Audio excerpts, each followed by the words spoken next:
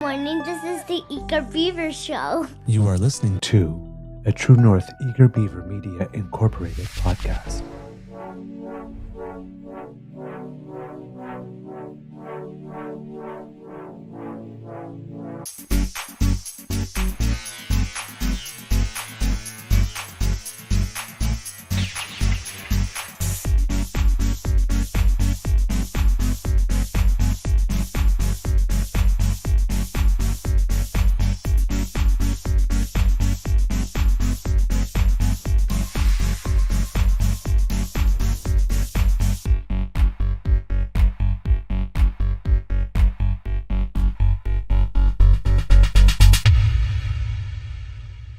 The True North Eager Beaver podcasts are proudly brought to you by our founding sponsors, the Misfit Mysteries from Corvid Moon Publishing, your source for science fiction, fantasy, and cozy mysteries featuring a broad diversity of characters, CanadianTarot.com, your uniquely Canadian online eclectic tarot community, and the Peppermaster, hot pepper sauces made from farm-fresh ingredients to thrill your taste buds and expand your mind.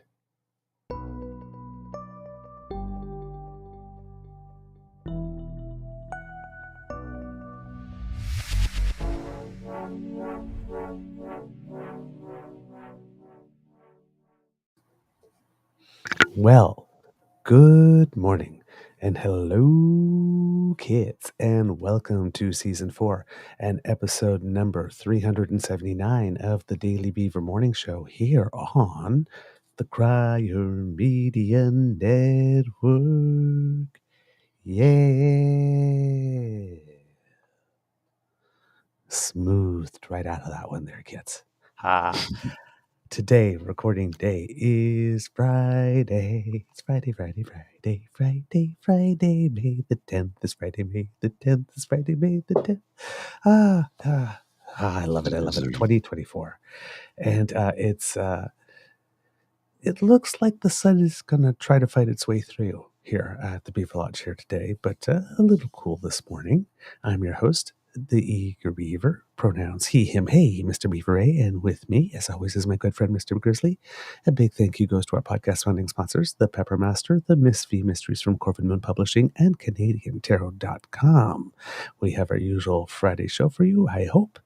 But before we do, let's ask Mr. Grizzly how his mental health is doing today, and I will note that I got the episode number and the date and the sponsors right this time. Boom! Stuck the landing. Mr. Grizzly, I'm having a good start. How you doing? Little victories, eh? Little victories. Morning. I'm doing pretty good. I'm on my first coffee, so I'm not fully. I need my go-go juice. That's when I look at Lola in the morning. I'm like, Daddy needs his go-go juice. And she's like, the hell are you talking about? Get my go-go juice after I take her for a walk. It's like a reward. Go-go juice. Coffee. I haven't heard that in a long time. What was it? Oh God, I can't remember now. Oh. Can't remember what. Oh, it was the reality show with the mother, June, and the kid was the pageant kid. What? Oh, Go-Go Juice. I think it comes from that reality show. I don't know what the reality show is. I can't remember now. Somebody must know. Darn. But yes, it was this like reality show about like pageants, like kids pageants, whatnot, and then one kid became like really, really famous, and then there was like a whole industry built around her for a while. I can't remember her name whatsoever. Honey Boo Boo. Yes. Honey Boo Boo.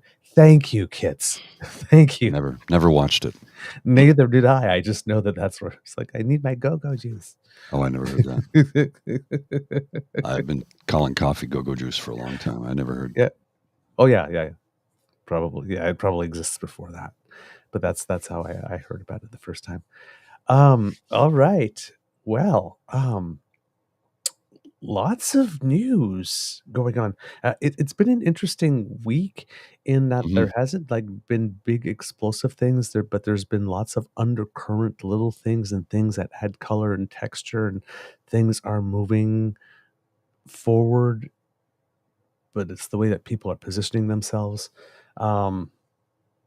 And then, of course, there's a heck of a lot going on internationally. There's 50 elections this year. So, I mean, there's been elections like in Yeah, Panama I and think North there's Macedonia and isn't there 84 globally this year, something like that? 50, I think this year, 84 over the next 2 years. Oh, is that what it is? Okay. Right, or something like that. But just tons of them. I mean, Putin was just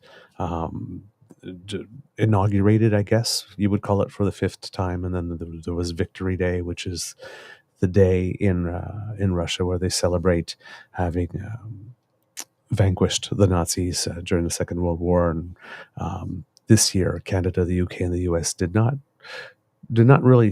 show up for it, but they weren't actually really invited either. So, but France did. They did go. So not all the G7 nations or NATO nations didn't attend ceremonies, or at least, sorry, the inauguration, not the Victory Day stuff. I believe Spain also attended the inauguration, if I'm not mistaken.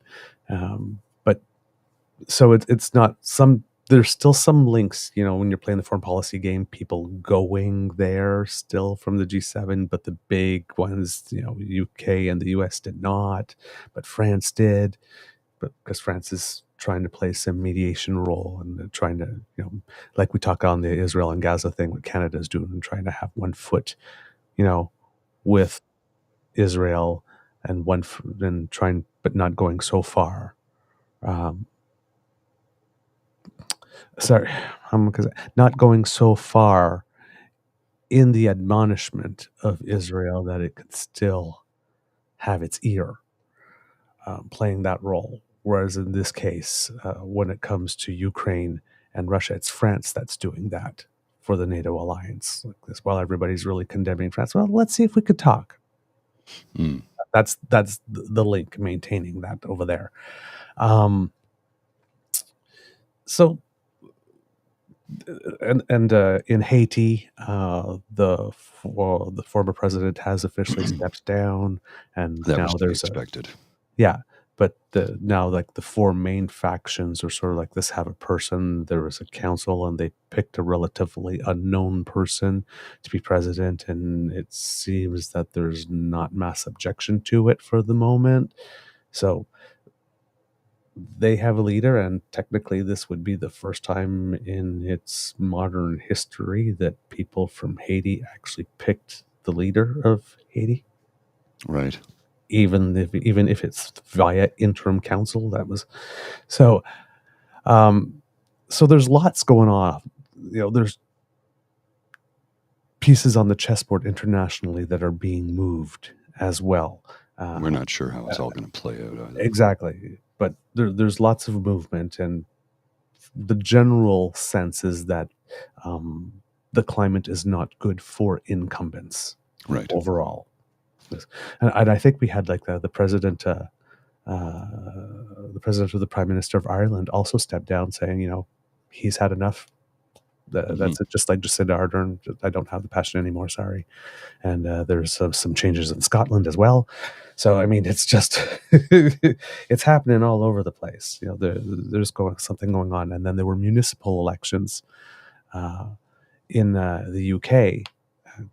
So we have Rishi Sunak, and those did not go well for the Conservative Party, like at all, like in any way, shape, or form. I think they lost like 10 out of the 11 sort of districts, and same thing with city halls. Mayor Sadiq Khan in London got re-elected. So that'll happen there. But it's not looking good for them, and it's looking pretty good for Labour at the moment over there. So there are some places where the incumbents losing is not a bad thing, like in the UK, and there are certain places where an incumbent losing would be a very bad thing, as in the United States. Right. Or here.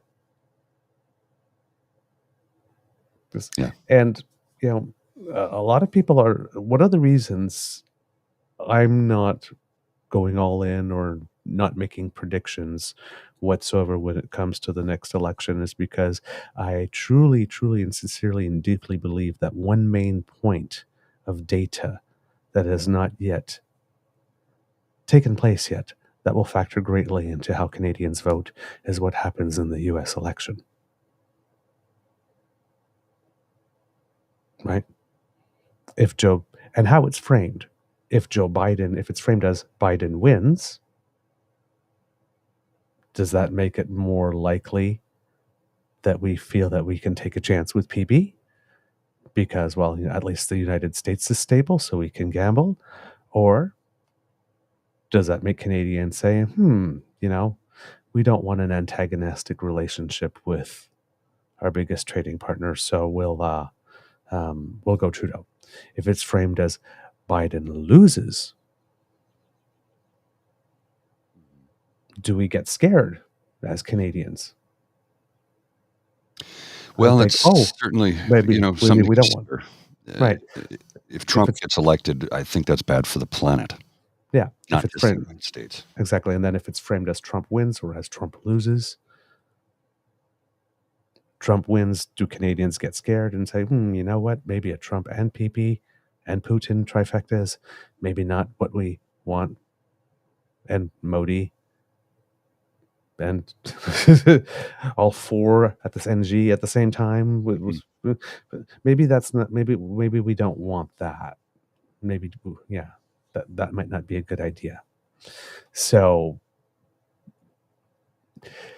yeah, I think until that happens, and maybe even like 6 months after that, to see if he comes in, if Trump does win and he comes in like move fast, break things, that may cause a lot of spines to snap back. Oh, no doubt. In Canada, and say, you know what? Maybe this PeePee experiment at this time, bad idea. Yeah, was not the most advisable way forward. So I'm very reluctant to say, even though I am seeing 20-point leads, which is concerning. I'm confused by the fact that the Conservatives don't seem to be campaigning like they've got a lead. They're really campaigning like they have. They're campaigning like they have internal polling that's telling them that it's way closer than the numbers say. But I don't know, or that there are certain grounds about to shift that's going to make it harder for them, one or the other, because the way that they're campaigning is very, very strange. But until Canadians get a sense of what's going on in what we affectionately call the meth lab in our basement, I think that there's a lot of trees being sacrificed, let's say, for speculative articles at the moment, that are there to keep your interest. If we're talking about media being a business, right? Or let's talk about the horse race all the time. And then the fear that a portion of the population feels when they see that the horse that they do not want to win is taken in the lead, and the excitement and mobilization it causes for some, and then vice versa, should it get a little tighter. And so that narrative, if you're doing the media literacy thing, that's there to keep you hooked on the story, but that's not necessarily the main story. Right? So just be aware that however you might be feeling, yes, pay attention. Certainly.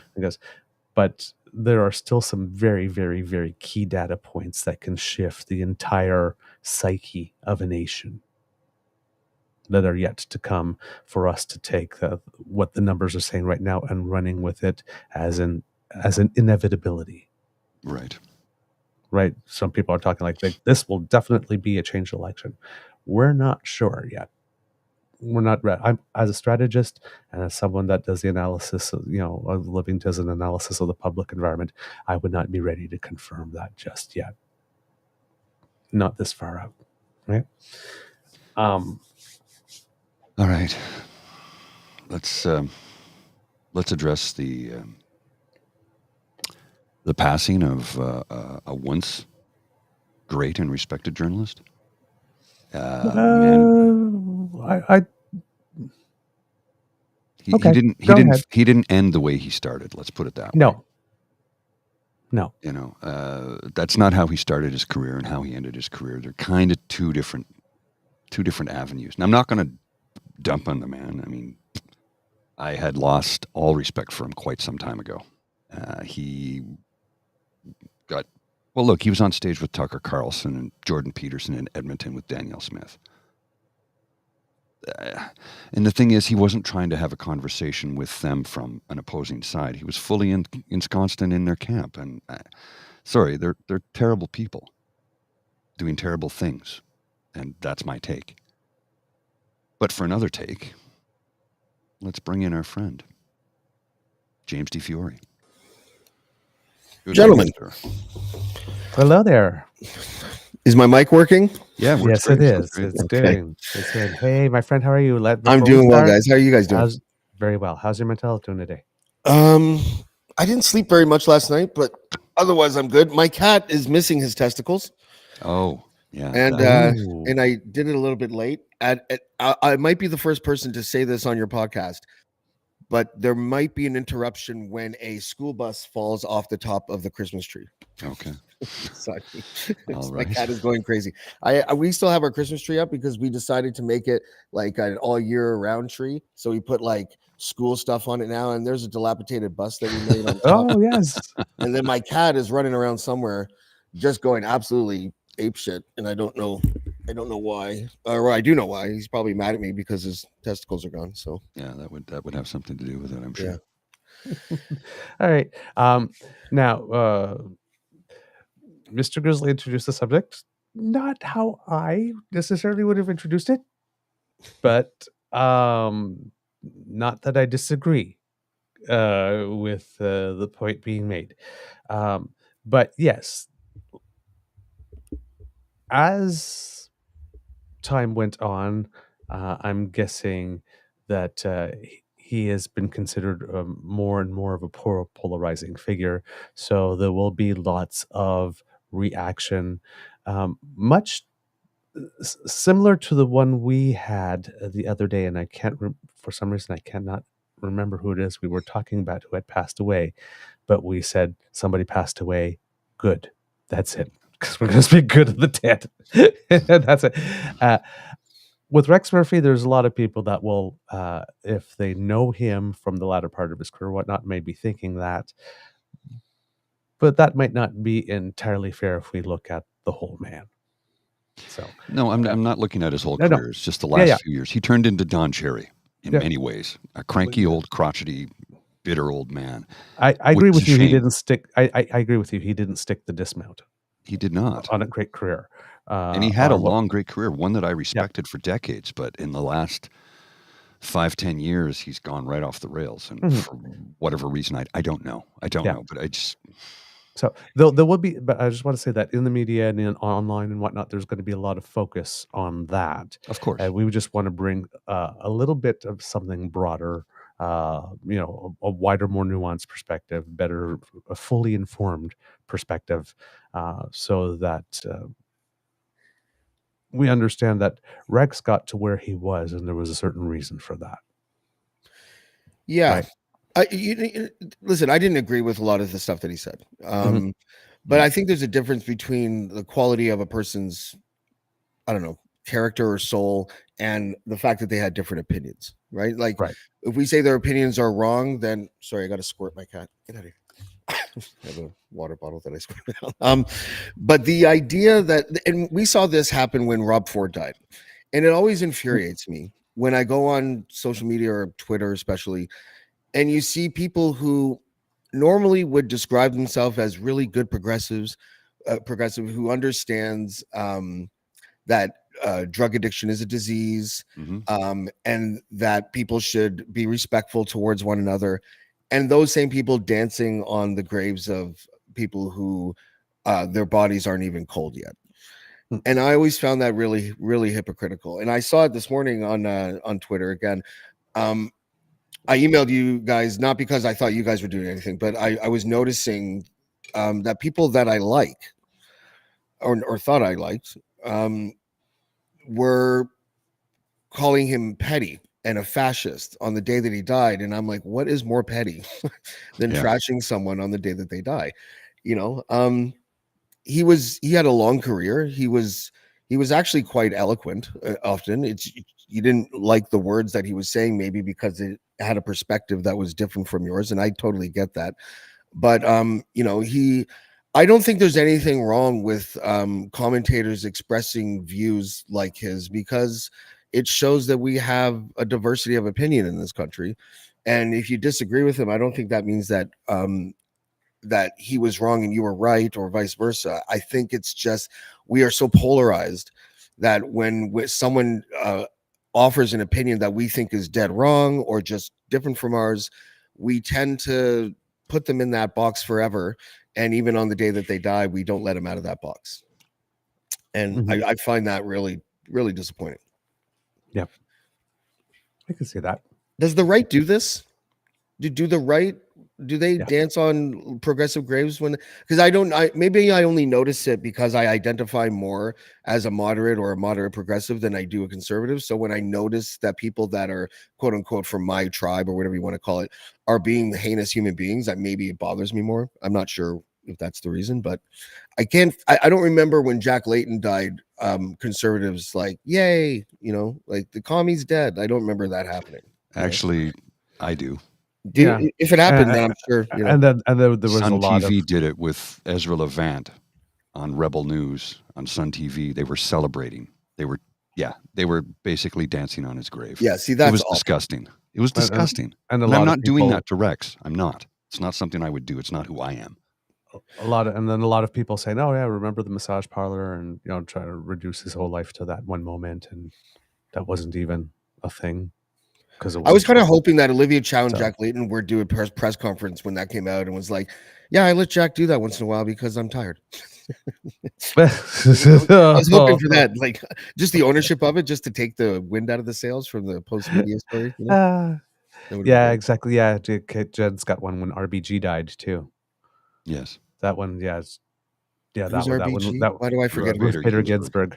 Oh yeah, indeed. But yeah, no, I there, that lack of class too is it's throughout. It permeates politics in the sense that, for example, when we showed the other day a clip of Brian Mulroney entering the House of Commons as leader, and how Pierre Trudeau greeted him. When there used to be time on the first day, it was like, yes, tomorrow we will spar. But today, welcome to the club. Like this, tomorrow I'll take it. And now it's like, the leadership race is over, and the person's just been declared, the confetti's still falling, and then there's a meme with someone all in red, with a red hue and like this, and this person is evil. It's like, dude, man, I haven't even made it to the office yet. The confetti's still falling. I haven't had a chance to screw up the country yet, man. Yeah, like, chill. So all these niceties that we used to have, that on the first day you wouldn't strike. You would give time for someone to actually say hello, and and you'd say hello back, and then you'd hit all that's gone too. So it's like that whole concept of like this. Gee, the person just died. Can we let the body get cold? It's like, no, you got to jump on the moment right now. Like just everything. Any occasion is good to trash the other. Yeah. Well, as you both know, I am a strong proponent of personal etiquette. No, but when it comes to death, though, like death has the final word. We're you're not scoring any points dunking on a dead guy.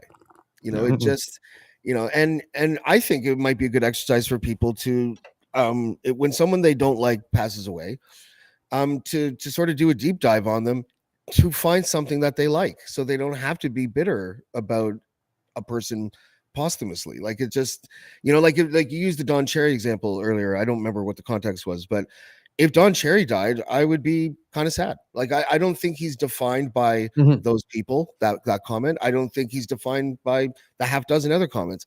maybe we should define him on the amount of money that he gives to children's charities instead, because that seems more important to me than a throwaway line that could be seen as controversial or even hateful. Like there's we all have that balance, that scale inside of us of morals and ethics, where you put a rock on something negative, you put a rock on one side and that makes it go down because you said something negative, but then you donate 50 grand to a children's charity. I don't know which one's more important to people, like I'm I'm not any more knowable than anybody else. I'm sure if you search me, you can find a couple of tweets every now and then where on between musical notes where I say "Ding dong, the witch is dead." You did it So- stylishly this morning, Douglas. You said, I heard he died. I'm still waiting for the soil samples. Yes, I will believe it. It says the reporting Rex Murphy died. I will not believe it until I see the soil. Was that a residential school reference? That's what I thought it was, because Accidentally, yes, I Yeah. guess it was, but no, it was more like there was I heard somebody. It was back in the civil rights. Somebody in the civil rights time when they were talking about something, and they said, "I'll believe it when it lasts." Yeah. You have the rights now, so I'll believe it when it lasts. So it's sort of like he's dead. It's like, yeah, it's like I'll believe it when he's compost. Like you can show Yeah. me proof, because this guy is. It's like There's a comment there Yeah. from Christian that says this is called whitewashing. What we were just talking about. It's not called whitewashing. It's taking No. the full picture of a person Well, instead we of just honing in on the negative, right? But actually, we didn't even do that yet because we didn't even talk about him or his career all that much. We just talked about the principle of people trashing someone as soon as they've died. We haven't even talked about his specific legacy or what it is that he contributed. Yeah. I mean, So we haven't even, like, if we were whitewashing, and if it was our intent, we haven't even, like, we basically would have had the bucket here and the rags over the bucket over here and the rags over here, but like no water yet or suds. It's like So- we've all had interesting lives, I'm sure. Dude, I would never be able to leave my house if I was judged for all of the questionable things that I've done. Like, you know what I mean? Like, I would live in fear if I died and then someone opened up the Pandora's box of mistakes that I've made, and then I was just defined by that for the rest of my life, or for the memory of me. Because maybe that's what it takes. Maybe it takes a person who recognizes their own flaws to see this and get disgusted by it. Because again, I saw people that I respected in the digital realm, even journalists this morning. I'm just scrolling through and I'm like, I can't even believe, like, he's a commentator, guys. He's not a war general responsible for like mass graves. Like, he's a commentator. What do you think it says about our society? Like, what do have we always been like this, or is social media sort of the trigger? There's part of it that the anonymity and the lack of consequence, but I mean it's this general thing. I heard I think it was David Coletto, I think he was from Abacus, was talking about, or Bruce Anderson, something called about affective, so affect, not effect, AFFECT, affective seclusion, right? So we're not in polling, when we're asking questions like, for example, would you be okay if your child dated, if you were a liberal, dated a conservative, whatnot? Would you be okay if a conservative moved in your neighborhood? Or would you be okay if a liberal, like there's a lot more polarization now. A lot more people now are saying, yeah, that would bother me. Yeah, Like they this, treat than people it treat was. people treat life like a video game now. Social media Yes. has made it sort of like not artificial, but not authentic either. Have you ever like I wanted to do a skit with Ryan Lindley, actually. We talked about it, where we take people who were in like Twitter flame wars, and we just do a skit where we speak it instead of read it. It's hilarious. Like, there's people that are like well-meaning people that are like, oh, let me clarify from my first comment. I didn't mean, I was mistaken. It was 60, not 16, just some random example. And then you'll get 30 comments like, you said 16. It's like, yeah, I clarified. You said 16. Like, and if you watch people talk like that in real life, it would be like, are you guys having strokes? Like, what's going on here? You know? Yeah. And that's a damaging thing. I don't know if there's a solution for that. We have to just learn in school how to communicate effectively again. There should be a social media communications course in high school or something where we teach people not to be dicks. Yeah, but then again, right? All of this presumes an environment where every account that's on social media is an account held by someone like you, me, Mr. Grizzly, like people watching who actually just want to genuinely exchange on stuff. Mm-hmm. Right?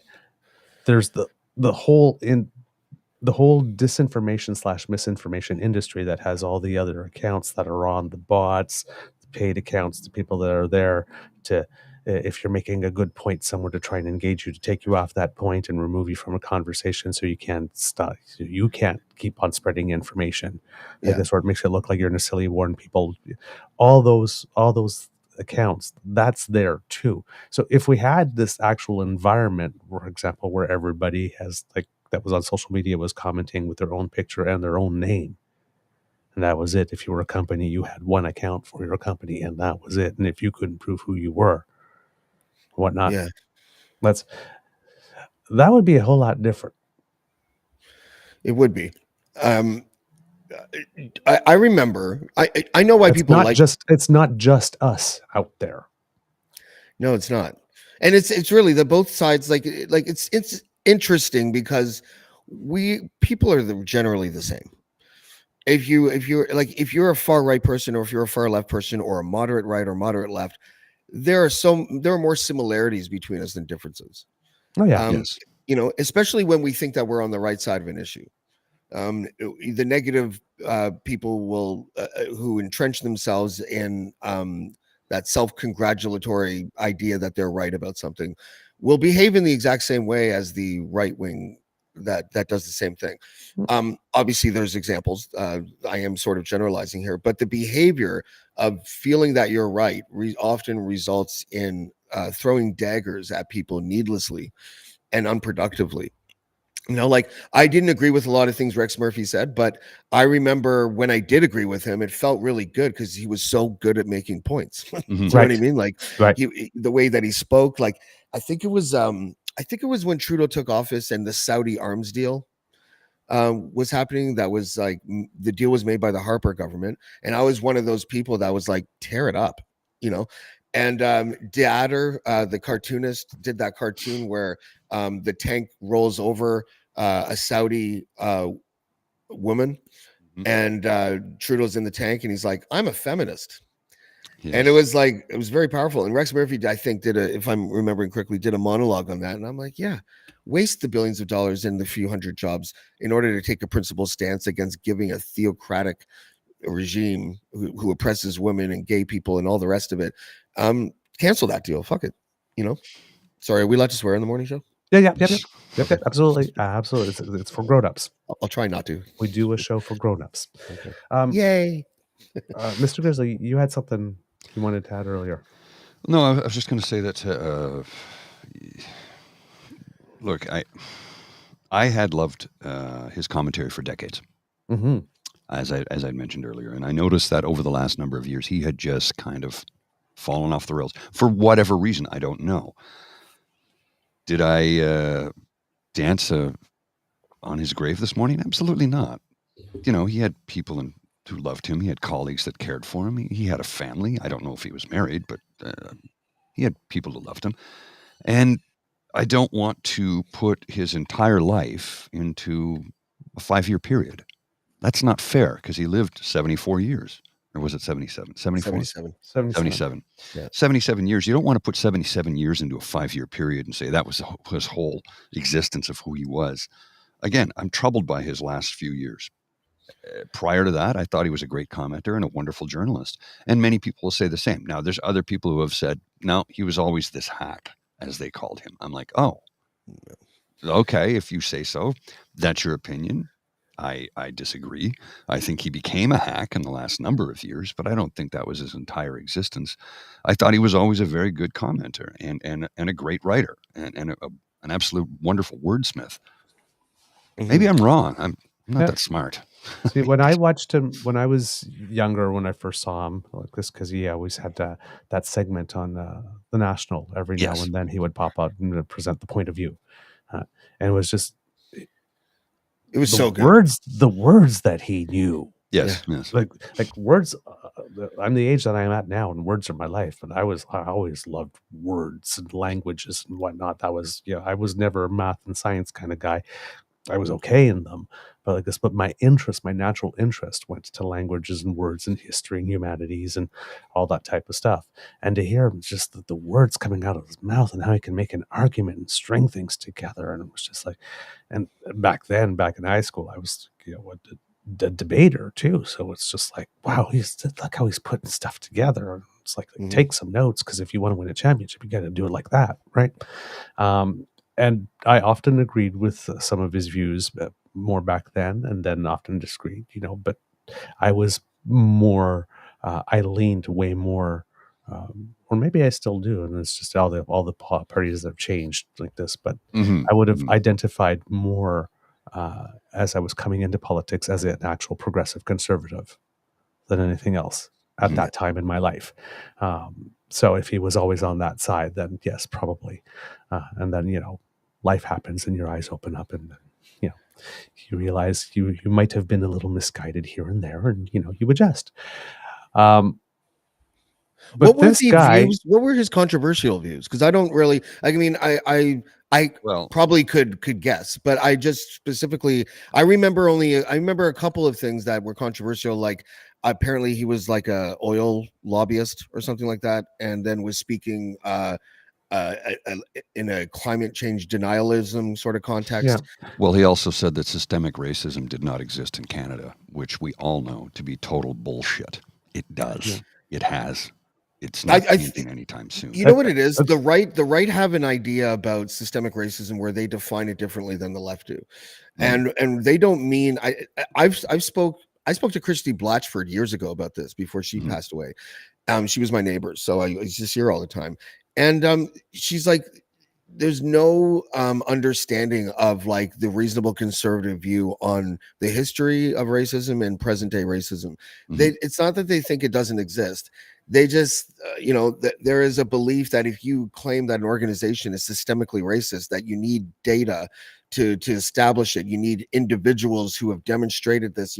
It's not about stats on hey, this department has 100 people and there's only 11 people of color. Well, then you have to find out how many people of color applied. Then you have to find, like, it's not always like racism. That's it. Close the door. That's the end of it. And I think that because we don't talk to each other anymore, we don't understand that sometimes what may sound like a totally ignorant thing to you may just be a person's thought process being different and not being unpacked enough for you to understand what the actual viewpoint is. And I'm not trying to throw. That's a fair statement, though. No, I agree with you, James. I do. One of some of the things he said, Rex Murphy. I miss Donald Trump and the hypnotic hold he had on his enemies. Like, dude, that's not a good take. And I mean, he was on stage with Tucker Carlson and Conrad Black in Edmonton back in December. Like, but what's wrong with that, though? Well, other than the fact that you don't like them and their opinions, I don't like them either. But I'm just wondering. Here's what's wrong with it. Okay. He was fully in their camp, fully ensconced, and fully on their side with everything they were saying. That's why I have a problem with it. He wasn't debating them. He was patting them on the back and saying, yes, let's go. That's what I had a problem with. Because guess what? They're not good people. What's funny? Most of humanity knows that. Tucker Carlson was on Joe Rogan. Like, I don't know, a few weeks ago or a month ago or something. I swear to God, Paul, if you watched the first 45 minutes of that podcast, you would walk away thinking that Tucker Carlson was progressive. Oh, yeah, really? It's so weird. I know that sounds strange. I never expected that, but he's talking about, like, he's basically a pacifist. He said that the biggest war crime in history was dropping 2 nuclear bombs in Japan. You never hear conservatives saying stuff like that ever. And I think that and they do it deliberately, right? Like Tucker Carlson's a capitalist at the end of the day. So he'll inject some of his stronger opinions with even more steroids in order to activate the people that support him. And I understand that's I think it's unethical and shady. But there's also like a caricature that we give people where now for the rest of Tucker Carlson's life, half the population just writes him off as a white supremacist, racist, knee-jerk reactionary conservative, and that's it. And I just don't, and I think that's our biggest problem right now. That's what gets Trump elected. That's what gets, that's what fuels protests where violence breaks out or when bigotry breaks out on campuses because of wars that are going on the other side of the world. We don't talk to each other. And I think there's like watershed moments all the time happening, like the death of Rex Murphy, where we can actually talk about how we never talk about things, because that's why shows like yours are so important. I hope Dean's thing with David Parker goes well. That was a big risk for him to fly all the way across the country to interview him. But you know what? It's more of a positive, I think, than a negative. And I think we need to really sort of start embracing the fact that we are living in a country where half of us don't feel the same way as the other half.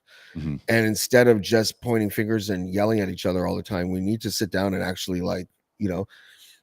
talk.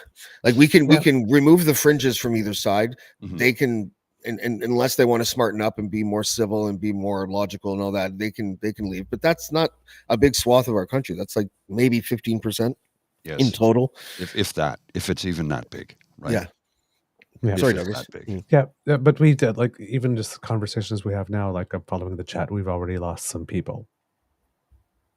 Like, it was not even being open, willing to hear just this part. And nothing of what you said is controversial stretch. Like, these are probably these are probably, I know these to be actual things. Mm-hmm. Yeah, it's nothing has been caustic or controversial. No. But I know these things to be an actual thing. Yes, there are times that. How many times have I had a conversation? But just the other day we had a gentle. I'm going to assume a gentleman, going by Trent something, who started out chatting, and it seemed to be maybe a little more assertive than it needed to be, considering that we're a friendly bunch. And it was like, yo, you don't need to have elbows up.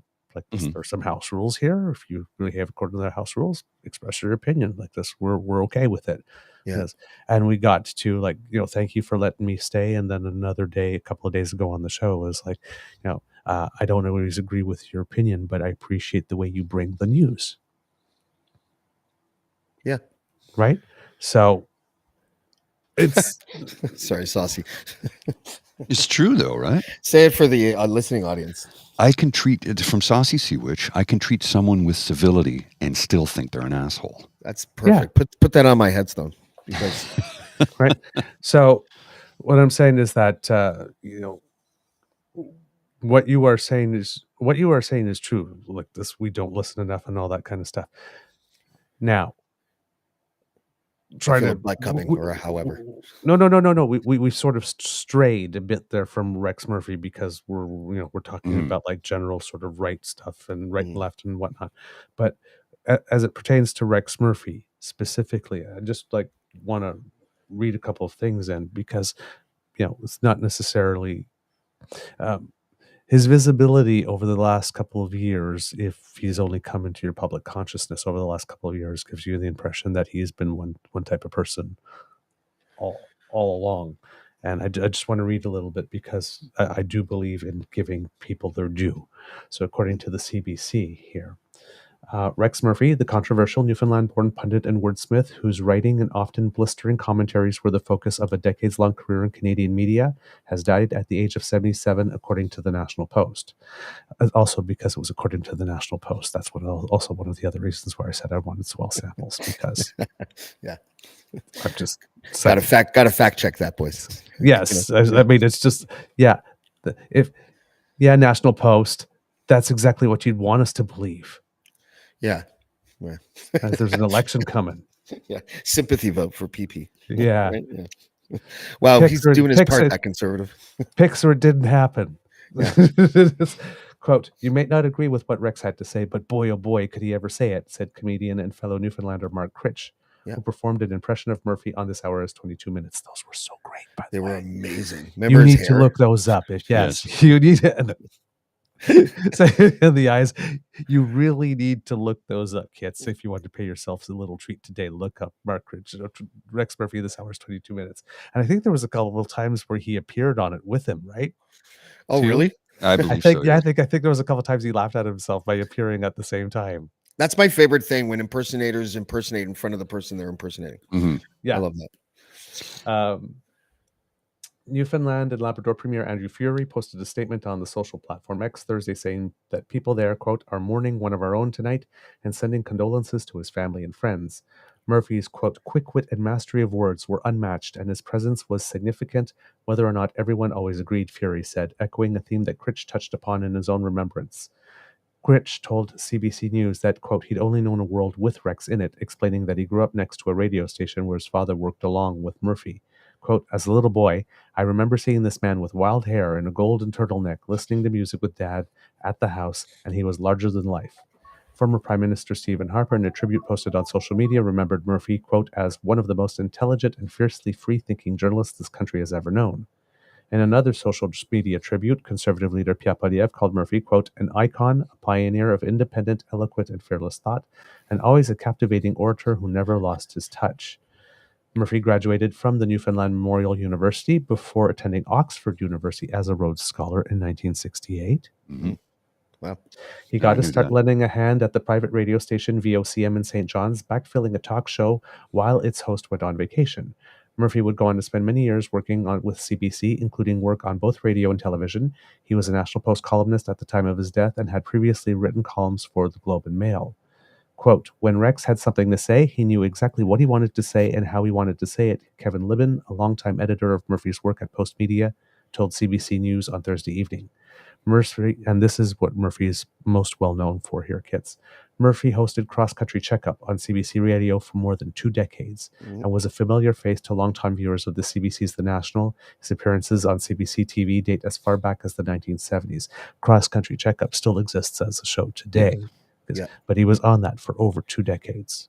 Yeah. That's when his Crossing hair the was at country. its finest. Yes. Yes. Now they go into controversies and criticism. Murphy's work drew criticism at times, including for accepting paid speaking engagements for the oil industry.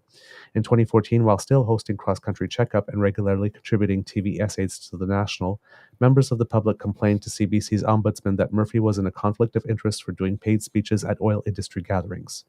Murphy had long defended the sector, including on CBC, saying the oil boom saved many of his friends and fellow Newfoundlanders from economic ruin when the East Coast fisheries collapsed. Again, perspective. Yeah, because he was a proponent of that industry before he became a paid spokesperson for that industry. So it wasn't Exactly. like his opinion impacted how he accepted the job. It wasn't that he accepted the job and then changed his opinion. So I think Right. that's But worth if you pointing saw out. the collapse of the fisheries, you know Yeah. how hard that hit. Yeah. You can, that's why I'm saying when you take time to get to know, okay, you know what? I don't agree with you, but I see how you could see it that way. Right. Yeah. And you have to respect the individual who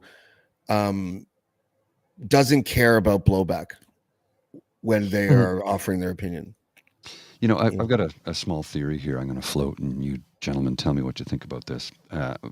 You noticed, you know, Rex, as he got older, his hair got a little bit wilder and a little bit crazier and a little bit higher, and he had a Trump or what's the guy in Argentina, his haircut, and Javier Milei. Boris Johnson. So all the bad, evil people have the worst freaking hair later in life. That's Not mine. evil. He's That's not my evil. line. That was my observation. I know, but you know, I just like Supervillain look at what hair. happened to Rex's hair. Maybe Rex, I don't know what happened. You know, But did he flip? Like I just ask you because I don't really know. Did we're saying that in the last decade, and obviously I noticed it not because of the contrast and difference with how he was beforehand, but he was just you know, the controversial opinions were coming at a time where social media was exploding and you know, and there was more division and everything. But did he flip-flop on issues, or like did we just not know until the last decade or so that he had these viewpoints because he was on CBC, right? Like, I might suggest it's probably maybe more the latter. Mhm. Okay. because a lot of this seemed new to me as it was happening based on Yes. what I knew of him to be true. It's like, ooh, man, you're taking a turn. Yeah. Yeah. In Yeah. the last number of years. And is it now here, let me float this one for you. You will notice that elegant, eloquent writers such as Conrad Black, who has been isolated from the real world for decades.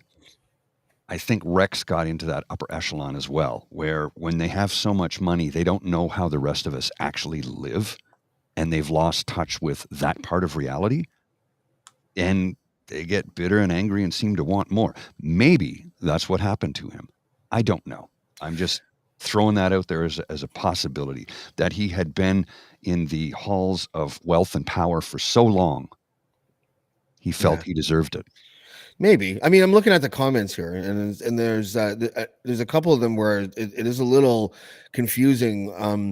Like saying that he was that the money impacted his opinion. I don't think that's true.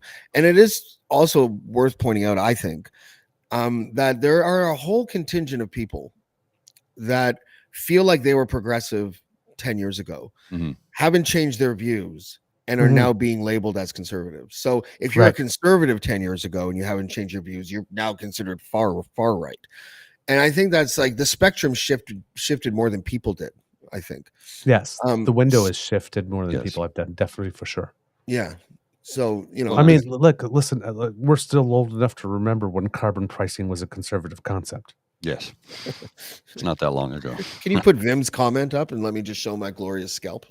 I love that. The less hair people have, the closer they are to perfect. Love you. Well, talking about this, later in life, according to the article, Murphy became a loud detractor of the Federal Liberal Party, despite having twice run as a provincial Liberal Mhm. candidate in the mid-1980s. So again, people saying he was always a conservative, not necessarily, and Prime Minister Justin Trudeau's government. But he still had Liberals who admired him, such as longtime politician Bob Rae, who posted on X that while they disagreed on many things, he never, quote, lost affection and admiration for him. He loved Newfoundland and Canada and was fearless. He was also an outspoken opponent of wokeism, progressive ideology, sensitive to systemic inequities, and argued in his column that conservative voices like his were being pushed to the margins. Yeah. In a 2022 column, he decried, quote, the frenzy of woke politics and the cancel culture. It has bred and nourished the prescription on what may or may not be debated or talked about. 2 years later, he had been at the center of one such frenzy for another piece of writing in the National Post. A week after Minneapolis police murdered George Floyd, a black man, Murphy accused Liberals, both in general and in the party, of trumping up racism in Canada. Quote, most Canadians, the vast majority in fact, are horrified by racism and would never participate in it, he wrote. We are in fact not a racist country, though to say so may shock some. The column was widely decried, prompting an editorial review at the Post, which eventually added a note at the top of the piece saying it fell short of the newspaper standards. Well, I mean, he's a white man in a position of power saying racism isn't really a thing. I'm like, oh, really? Why don't you ask somebody who's been on the receiving end of it then? Yeah. There's And that. there's diversity of opinion inside people of color too, though. Yes, there's absolutely. people that agree. There's black people that agree with Rex Murphy. Yeah. You know, and now that's what I'm saying about the nuanced perspectives that we never talk about anymore. You know, and that, and I think it's hugely important, especially now. Yeah. He's also, Mark Critch mentioned when he was talking about him that as much as he has been a stalwart anti-Justin Trudeau, Rex also believed that Prime Minister Pierre Trudeau was one of the greatest Canadians that had ever lived. Yeah, so strange contrast there. So he's not friends with Stephen Harper. You remember that? See, that's a great example. That's a good example. That's a good example of someone on the right trashing a progressive person on the day they died. When Stephen Harper put out his 1,000 word admonishing Pierre Elliott Trudeau literally on the day that he died. Yeah. I don't know if you remember that, but that was especially kind of heinous. Like, you know, and if Stephen Harper died tomorrow, like, listen, like we should save this kind of vitriol for people like Putin, you know, like. I know, but that's what I'm saying. Like, you know, if Stephen Harper were to pass away, I cannot guarantee that there would not be a ding dong the witch is dead tweet for me for him. I cannot guarantee, but like you said, when I heard that Rex Murphy passed away, that thought never crossed my mind whatsoever. It's like, oh, okay, Yeah. it's almost like an end of an era in a way. Mm-hmm. Yeah. We need to save our vitriol, I think, for world leaders. A little bit different because they are in that position where their decisions impact lives. And some of it is life or death. These issues that they like. If Stephen Harper was prime minister when the Iraq War broke out, we would have been in Iraq for 10 years or whatever it is. So you get a pass for trashing world leaders when they die, I think, especially if they're in power. Jack Layton, I wouldn't include in that because he never was our prime minister. But we should really be saving it for Putin, for people like that, I'll say it, Benjamin Netanyahu. These are individuals that deserve to sort of be chastised till the end of time, I think. But I'm really I'm hopeful that we're going to see a sort of organic correction in how we think, because eventually we're going to get to a stage in our nation's history where very famous people are like, especially boomers, are going to be dying on a regular basis, like celebrities did in 2017 or whatever that was. Remember that one year? That was crazy. Yeah. People from different sides of the political spectrum are going to start dropping like flies like that. And it's either we're either not going to notice our hypocrisy or we will. Like we don't want someone to trash our guy when they die, but we'll happily trash their guy. And I think that maybe if we see that pronounced and on a regular basis, maybe we can do something that corrects it. I think I'm being a little idealistic. I don't know how to put the genie back in the bottle when it comes to social media snark, but there's part of me that says, on that one, we really can't. We just need to be better at identifying, oh, wait a minute. Yeah, this is bait. Yeah. Their tweet, you can tell like this just by just the way they're written, or just by how hyperbolic or strident or whatnot they are, or just how casually we're pointing out who we're hating today, resonates in that tweet. It's just like, this is bait, or something so obviously something so obviously wrong or stupid that it's like, like the world is flat, prove me wrong. I can't believe you believe the world is flat. My God, where are you stupid? It's like, thank you for the engagement. Ching ching. Have a nice day. Giants used to roam the earth. Okay. But I mean, it's that's what I'm saying when I'm saying things like on social media. There's not just only us like this, and we could sit there and we can turn around and say, "Oh my God, they need to stop that," because they're probably not going to stop that because it's not in the financial interest. So that we have to get better at saying, "Oh yeah, that's bait." Yeah. I retweeted a guy this morning that said, I'll say this about Rex Murphy. The guy who I studied and revered in journalism school isn't the same guy who lived the last years of his life as a bitter, petty, and embarrassing stain on Canadian media. The guy who wrote that on the day that Rex Murphy died is calling Rex Murphy petty.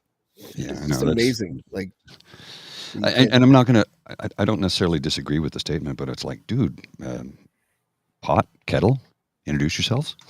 Like, you're accusing somebody of being petty while being petty. It's kind of rule number one of social media: if you're going to accuse somebody of something being something, you have to be less of that than they are.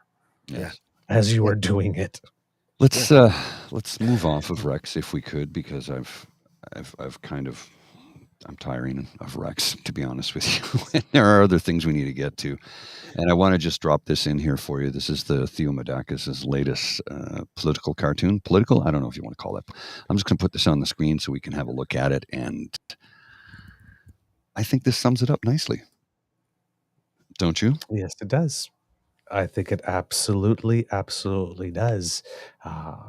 Because for the first time ever, we have women's playoff hockey in Toronto, and they're the favorite. They're the first place team. They're favored to win the what is it, the Walter Cup? Oh, I think it's the Walter Cup. They yeah, are it's favored to something like win, that, though. yes. So the political cartoon, for those of you who are listening, is a picture of a guy throwing a Leafs sweater in the garbage, and then a Blue Jays jersey in the garbage, and then he puts on a Toronto professional women's hockey league team sweater and says "Women's Hockey: the perfect remedy for the Toronto sports fan." I'm asking this not to be a dick about it. I'm just wondering: are they selling tickets? Like, Yes. are they getting good crowds? Oh yes. Yes. Because Like whenever I hear incredible whenever I crowds. hear in the States, whenever people say, like, why does the WNBA women not make as much as the men? It's like, because no one They goes don't. to the goddamn games. Like, Yeah. you know, so I'm hopeful that that it's like, remember the lacrosse team in Toronto was getting more fans than the Jays were at one point. Yes, the Years Toronto ago. Rock. No, but the women's hockey, most of the games are sellouts. I attended one here recently in Ottawa, and I think there were 80 people short of a total sellout, Wow. and that was a Wednesday night. Where the Senators play? No. Oh. At TD Place. So Yeah. just under 8,000 people. That's But great. they have sold out the Bell Center in Montreal every now and then. Yes. They'll have a Like match there at a bigger 21,000 people. place. They have as well. Do they So fight? No fighting. No. no. They'd sell But there is 10,000 tickets if contact. they allowed them to fight. Well, they sold 21,000. I'm just saying. So yes, we have a playoff hockey. Toronto is up 1-0. Montreal is down 0-1. But also, CBC Sports has learned that Kilmer Sports Incorporated, headed by Toronto billionaire Larry Tannenbaum, has been granted an expansion franchise with the Women's National Basketball Mhm. Association. Thank you very much. The WNBA We're getting a is now team. going to getting Yes. a team in Toronto. Oh, that's starting begin play in March 2026. An announcement is expected. Official announcement expected May 23rd in Toronto. But I want to name the team. my only issue is, okay, we'll get to that. My only issue is I'm sitting there going like this. Tannenbaum is the minority owner and chairman of sporting giant Maple Leaf Sports and Entertainment, which owns the Maple Leafs, Raptors, TFC, Argos, and Marlies. Do they really need to give another sports team? Can we switch it up? Could we put a little new blood into the family? Well, if you want a budget for People are starting to ask questions about the kids. Here's the thing, though. It's I'm like just literally, saying. if you want the franchise to succeed, that's the corporation and the company and the guy to do it. I mean, look what he did with the Raptors. Well, I the know. Raptors, when the Raptors first came out, I was a diehard. I still am a basketball fan. I was a Knicks fan, and then the Raptors came out, and I'm like, this is awesome. But they launched with the worst branding ever Mhm. because two things were popular when the Raptors came out: Jurassic Park and Barney, the Yes. children's dinosaur. So they went And their logo looked like Barney had rabies or something, right? Like, and they then when We the North, when they totally changed their branding to We the North, that's when they finally, like, players were like, I'm not playing for Toronto back in the day. You know, people that were traded here were like saying, no, I'm not going to go there. And then, you know, and then it vastly improved. So I'm hopeful. Well, it changed with Vince Carter. Yeah. That was the tide that turned the team around. He also, did you know that Vince Carter and he changed fundamentally changed society in the province of Ontario. Bottle service was not a thing before Vince Carter. Really? Literally was not a thing in the province of Ontario before Vince Carter. Vince Carter actually got his lawyer to lobby the government to find ways to make it work, because when NBA teams would come to Toronto, they'd go to a club afterwards and they wanted bottle service. Well, that didn't exist. So I kind of hate bottle service. So now I know, but he changed it. He literally changed it, and his lawyer fought and lobbied to get the laws augmented so that they could have bottle service, because there was no reason to not have it, and they couldn't present a cogent argument to say, well, this is why you can't. It's like, what? So I can have a bottle brought to my table, or I can just go back to the bar 40 times. Yeah. Oh, I see what you mean. Oh, okay. Yeah. Yeah. Ontario, that was probably one of those nanny state things that Ontario was famous for. Yeah. You also have to remember, at the time, the bars closed at 1 a.m. Mm-hmm. I remember going to visit people in Toronto, and 9 o'clock, we got to get to the club. I'm like, it's 9 o'clock. Why are we going out so bloody early? They're like, well, we don't go there now. We won't get in. I'm like, what? They come to visit me, and we wouldn't go out till 10:30 or 11. They go, why? It's everything closed. I go, we have Hull. That's open till 3. So we can go out for an hour in Ottawa and then cross the bridge and go out for 2 more hours. Yeah. Yeah. Yeah. A source said that the new team will play at the Coca-Cola Coliseum, an 8,000-seat arena at Toronto the CNE Marlies. Grounds, Yeah. which is home to the Marlies and where the Toronto's Professional Women's Hockey League franchise is currently playing its playoff series. Professional women's sports has been on the rise in Canada as the formation of the PWHL that has the other two Canadian franchises in Ottawa and Montreal, as well as a new women's soccer league that is expected to begin play in 2025. A year ago, Toronto Scotiabank Arena sold out for the WNBA's first preseason game in Canada, and on Saturday, more than 16,000 tickets were sold for a game in Edmonton's Rogers Place. So hopefully there is lots of demand for this product. Do they know the That's- name? Did No, they no, say what the name is? No, they did Yeah. not say yet. No, that'll So probably happen on the 23rd if there is a name. I once did an on the spot just random pitch to Tannenbaum when I saw him at the TD Center once because I wanted to change. This is before We the North. I wanted to change the name of the Raptors, but the women's team would work too. I think that the Toronto basketball team should be called the Toronto Streets because it's abstract. Right, like the marketing that you could do with that, it is crazy. You get the urban demographic and the hip hop crowd and everything supporting it. It would be, the logo would be dope. And I pitched that to Tannenbaum, and he looks at me like this, and he's like, "I'm sorry, who are you?" And I'm like, "I'm James." He's like, "So you want to change the name of my franchise to the Toronto Streets?" I'm like, "Yeah." And he sat there like this, and he's like, "Good name, but I'll never do it." I'm just like, "Okay, well." Maybe now you can do the women. If he does that now, do I get money? If he remembers You better our call conversation, him. Yeah, I should. You better call him. I'm pretty sure the branding's already done.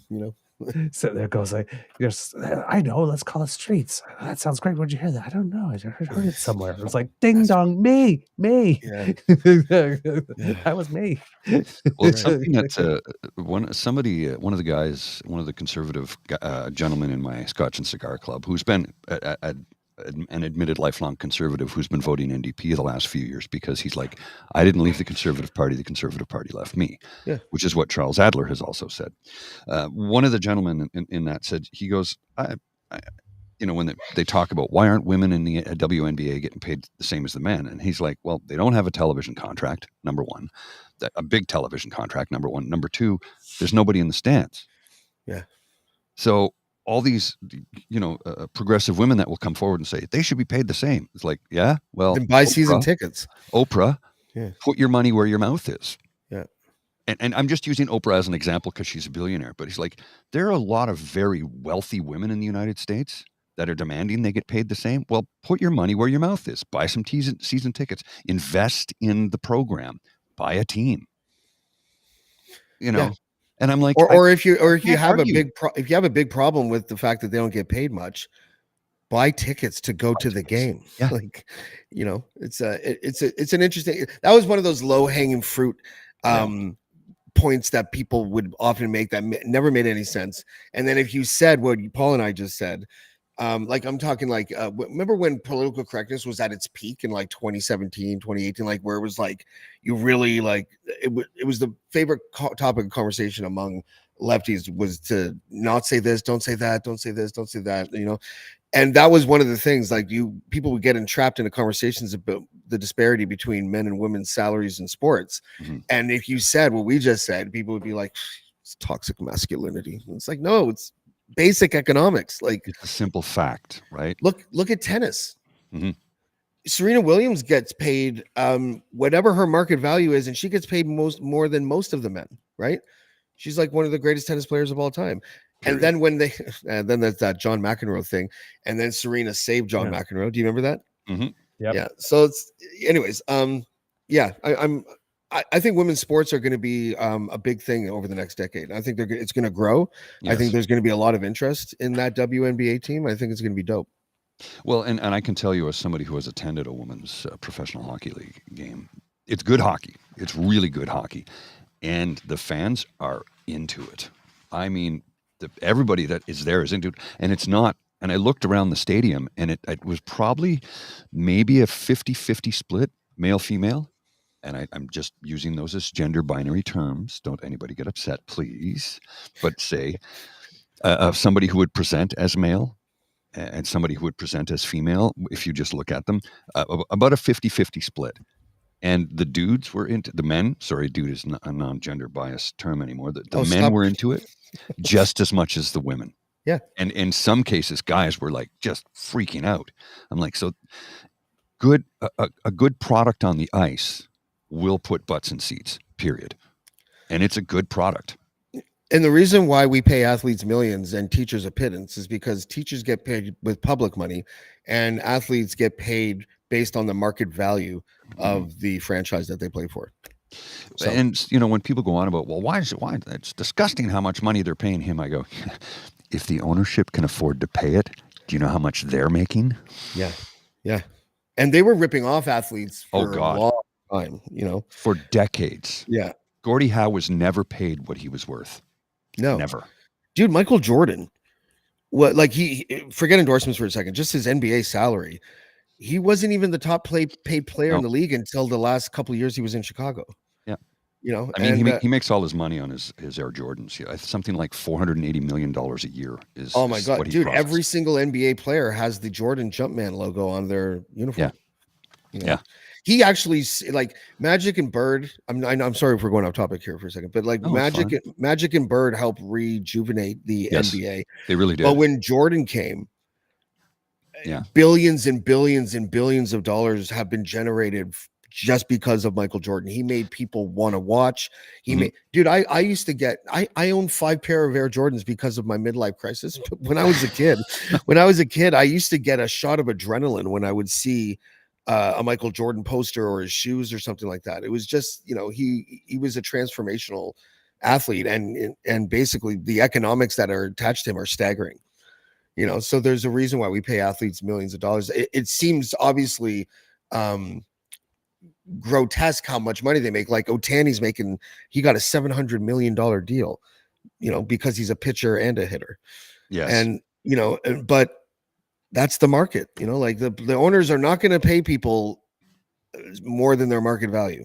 You know, they're not going to do that. So it's just that we live in a crazy world where beers are $25 and tickets are $400. So yeah. And it, you know, remember a few years back, must be, oh goodness, 10 years ago. I don't know if I told this story, but I'll tell it now real quick. 10 years ago, I had tickets to a Sens game, and brought my dad along. My dad says, I'll get the first round. I go, okay. So we walk up. Thank you, babe. We walk up to the vendor, and my dad goes, 2 Coors Light, 2 big ones. He puts a $20 bill down, and the guy goes, sir, that's not enough money. What? I'm like, Dad, they're $12 each. Jesus Christ. Yeah. Is there a stripper that will deliver it to me? You know, now they're about 14 or 16. It depends on the beer, but I mean, it's now that here's the thing though, that people need to understand. And I know that the beer costs are astronomically high. That's not up for debate, but you have to consider the costs to operate a business. And I'll give you for instance, Lieutenant's Pump. If I told you what they paid in rent on a monthly basis, you would vomit. Yeah. The reason beer is $12 each, because they buy the draft in bulk. It costs them probably 15 to 20 cents per glass for the product to put in front of you. And then they go, well, that's a massive profit margin. And I go, yeah, but they make nothing on food. And then there's all the bills along with their astronomical rent. It has to be that high in order for them to just eke out a 3 to 4% profit margin overall. And I've explained this to people, and they go, oh, I did not. I'm like, no, you don't know the economics of how it works. So yeah, it's complex, convoluted, complicated. And yeah. Now, in the case of beer being that expensive at an arena, well, the owner owns the rink. And each stall he rents to people. So he's making money no matter what. Yeah. Anyway, let's move along, shall we? You just sent me a clip, sir? Yes, I just sent you a clip. We were talking yesterday, I believe it was, about MC Homo Milk. Yes. Arnold Bierson, bringing up the subject of abortion again, or in his case, expanded protections for the preborn. And we didn't have anything we didn't have the clip from him specifically. We had another clip, but I want you to hear what it is that he did say on the show. Before we do that, we're going to at some point be losing James in the next few minutes. So just in case there's stuff going on when you have to go. I'm so Pre-thank happy you. that I get to escape after making a comment or two about abortion. That's going to be awesome. All right. Hey. I'm not here. Just kidding. All right. So let's see what Arnold had to say, because it's been a big week for abortion in Canada. You think? That's a funny sentence. It is a funny sentence. All right. We saw this just the other day, but it was picked apart. Today we're going to watch it in its entirety, and here we go. The honourable member of Peace River Westlock. Well, thank you, Mr. Chair, and I want to present a petition today signed by Canadians from across the country. These Canadians are concerned about the nearly 100,000 preborn children who die every year since the Morgentaler decision. Canada is only one of 2 nations in the world that have 0 laws protecting the preborn. They also note that a child's heartbeat begins when the child is 6 weeks old, and they are calling on the Government of Canada and this place to strengthen the protections for the preborn in Canada. Thank you, Mr. Speaker. The honourable member of Peace River. Okay. Preborn. Yeah. Okay. Now, as is the case for Miss May, we mentioned yesterday, with NATO, this is also just an MP doing his job of having to read into the record a petition that he got that expresses a view that is unpopular, except that in the case of NATO, I'm not particularly sure that Miss May personally believes that we need to withdraw from NATO, whereas in this case, I have no doubt in believing that Mr. Vierson would like expanded protections personally for the preborn. Well, he who has 7 children. And he's had 22 of these. And is 38. Yeah, no, 22 times he's had something right along these lines that he's yes, that he's read into, but he's 38 and has 17 children. 7 children. 17? No, 7. Oh, Jesus. 7? Still. Yes. Right? Like, no, but it's well, he's got to create new human capital. Be fruitful and multiply for the future, right? Yeah. Then the other day, we had this little event. Whoops, sorry, Mr. Grizzly. I sent you something, but it was the same thing that I just sent you. Well, that won't help. Yeah, that's really. This is what you want. I have it right here. Just bear with me, and I'll blow it up. And put it I on the don't screen. think you'll know. Okay, if you guess. It was. Let's see what you think I wanted. I think it was this, or.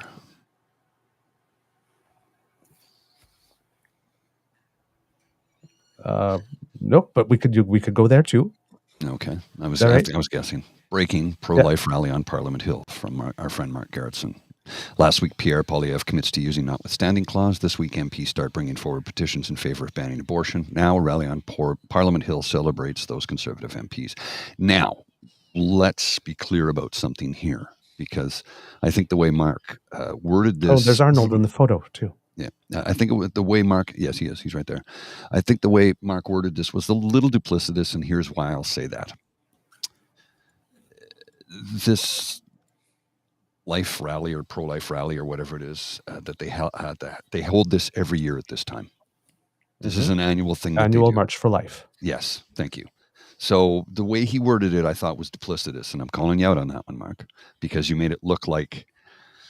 And I don't care for that type of politics. You painted the picture of they did this, these 3 things come together, except this rally is this March for Life. They do this every year at this time.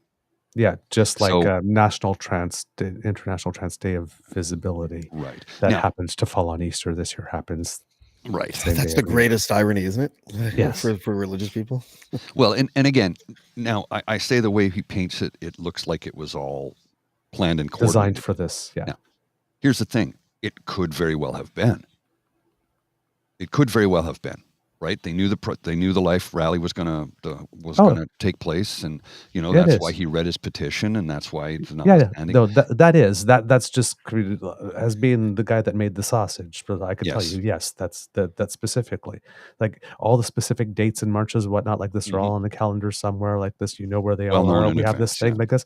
Okay, we could announce it now, but let's announce it in 3 weeks to coordinate with this day. This happens Right. all the time. This is so. I just didn't care for the way he painted the picture in that one. I thought it was a little duplicitous. Again, but what he's saying isn't necessarily incorrect, right? Was it a plot? Was it all put together and organized? It could have been, but You could just call that good PR, though. Well, that too. It's PR. It's how you play the game. That's why I was saying it is funny how the same people that believe in zombie Jesus don't believe that trans people exist. That's one of the greatest things ever. Now, so this is an annual anti-abortion rally that happens on the Hill, as we mentioned. Now, the interesting part about this is that a statement from Pierre Poilievre's Sebastian Skamsky. Again, notice that we never hear it from Pierre Poilievre's lips himself. In response to Marcy Ian's comments. Now, Marcy Ian is the Minister for Women and Gender Equality and Youth, and she said, "Are we fear-mongering? Unequivocally, no. It wasn't too long ago in this country that abortion was a crime, so it's not too much to say that this is the slope we could be going down," she said Wednesday. And, Skamsky said, "These outlandish claims showed the true desperation of Justin Trudeau and his flailing liberals. A common-sense conservative government will not legislate on abortion and therefore would never use this section of the Constitution pertaining to this matter," Skamsky wrote. "A conservative government will only use the notwithstanding clause on matters of criminal justice." And again, as I mentioned yesterday, if you believe that, I have some beautiful ocean property on the north coast of Alberta and Saskatchewan to sell you. Mm-hmm. Step right up. Make me an offer. This is the granddaddy of polarizing issues. Yes. It is the king of the castle, the queen of the castle, if you will. But I don't want to talk about. No, we don't have to. I want to talk about in the sense that you're sitting there like this. Do we really believe that a man who, in order to change the channel from his roadside stop, went to the Canadian Associated Police and said, "Hey, make me prime minister, and those those parole issues that you have, wink wink nudge nudge, I'll constitutionally wink wink nudge nudge make those go away," and then come around and say, "Oh, but I wouldn't use that on abortion." Sure he would. Yeah. Well, and let's when not he leads a forget party that has like more than half of his MPs vote on backbench motions to restrict somehow choice. Really? Well, and they're trying to backdoor it, right? They're trying to backdoor it. I will do anything for love, but I won't do that. Really? Remember what's in that meatloaf? Jesus. When they brought forth legislation, they tabled a bill. No, it wasn't even a bill. They were trying to get it to become a bill to protect pregnant women. I'm like, we already have a ton of laws that do that right now. Yeah, harsher penalties. It was built to impose harsher penalties if you had hurt a pregnant woman because there was a fetus and rights of the child. So it was basically a backdoor way to try to establish the concept of fetal rights. But you know what? You know what sucks though is that we can't. Like, I'm pro-choice. I obviously trying to force women to give birth is a ludicrous proposition. Mm-hmm. So let's just get that out of the way. But if a man stabs a woman to death and she's pregnant and the baby dies, we are so caught in abortion politics that it's impossible to put a law in the books that says that's a double homicide. No, it's not that. It's not that. It's that it's considered an aggravating factor in the original crime. But I mean, it would be considered. It would be abhorrent like this. But I mean, it's not. We don't need to start creating special new crimes or whatnot. That's saying it's like, if you attack, especially, and this is the case, like if you attack someone who happens to be pregnant, that's one thing. If you're attacking someone because they are pregnant, I'm just saying, if the baby dies inside the mom, I think that's murder. If the mom wants to have this baby and she's looking forward to it, the nursery's set up, she loves it, she hugs her belly at night because of it, and then someone kills that baby, I think that's murder. But abortion politics is very complex, and I get it. Yeah. And Douglas, I would like to hear actually both of your opinion on the because I don't know where I land on this, but the lack of debate and the lack of enshrined laws surrounding abortion often is viewed by progressives as what is saving it from Yes. being curtailed. I don't know if I agree with that necessarily. I think that if you finally like have the debate, because I think the majority of this country would be absolutely in favor of pro-choice and enshrined it as an actual right, maybe even have a constitutional crisis intentionally in order to get that done. Wouldn't that solve all? Because every time an election comes, there's more, there's fears about conservatives getting in and curbing rights and all that kind of stuff. Wouldn't that solve that problem if we had the debate, enshrined it as a right, and then moved on? Well, I personally believe that we should do like France did and enshrine it in the Constitution as a right. That would make it much more protected. And I guess some people would say that at that point legally, then if it was enshrined as a constitutional right, then maybe you could have some laws because you have that overall arching protection. But constitutions can also be changed. It's harder, but can. So the Canadian principle of considering it strictly healthcare like this, and it's regulated as a healthcare procedure, and that we Medical leave procedure. that to medical bodies and whatnot to determine rather Doctor than and patient. politicians. Yes. Is I'm personally okay with that, but I do because I do see the point where you said if we had something concrete, then we would all stop talking about it. But human nature, I believe, is such that there's always going to be somebody who will want to talk about it. Mm-hmm. Yeah. Probably be me. Linda then says it creates the opening. If you make a law, the law can be repealed by a future government.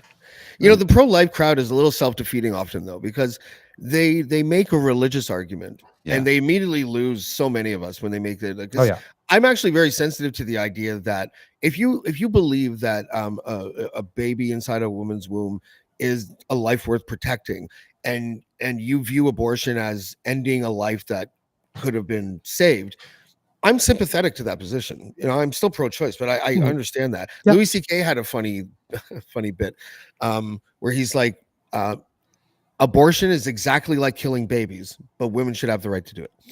I'm like, I mean, not worded sensitively, but it's still, I agree with that. I'm pro-life when it comes to my own kids.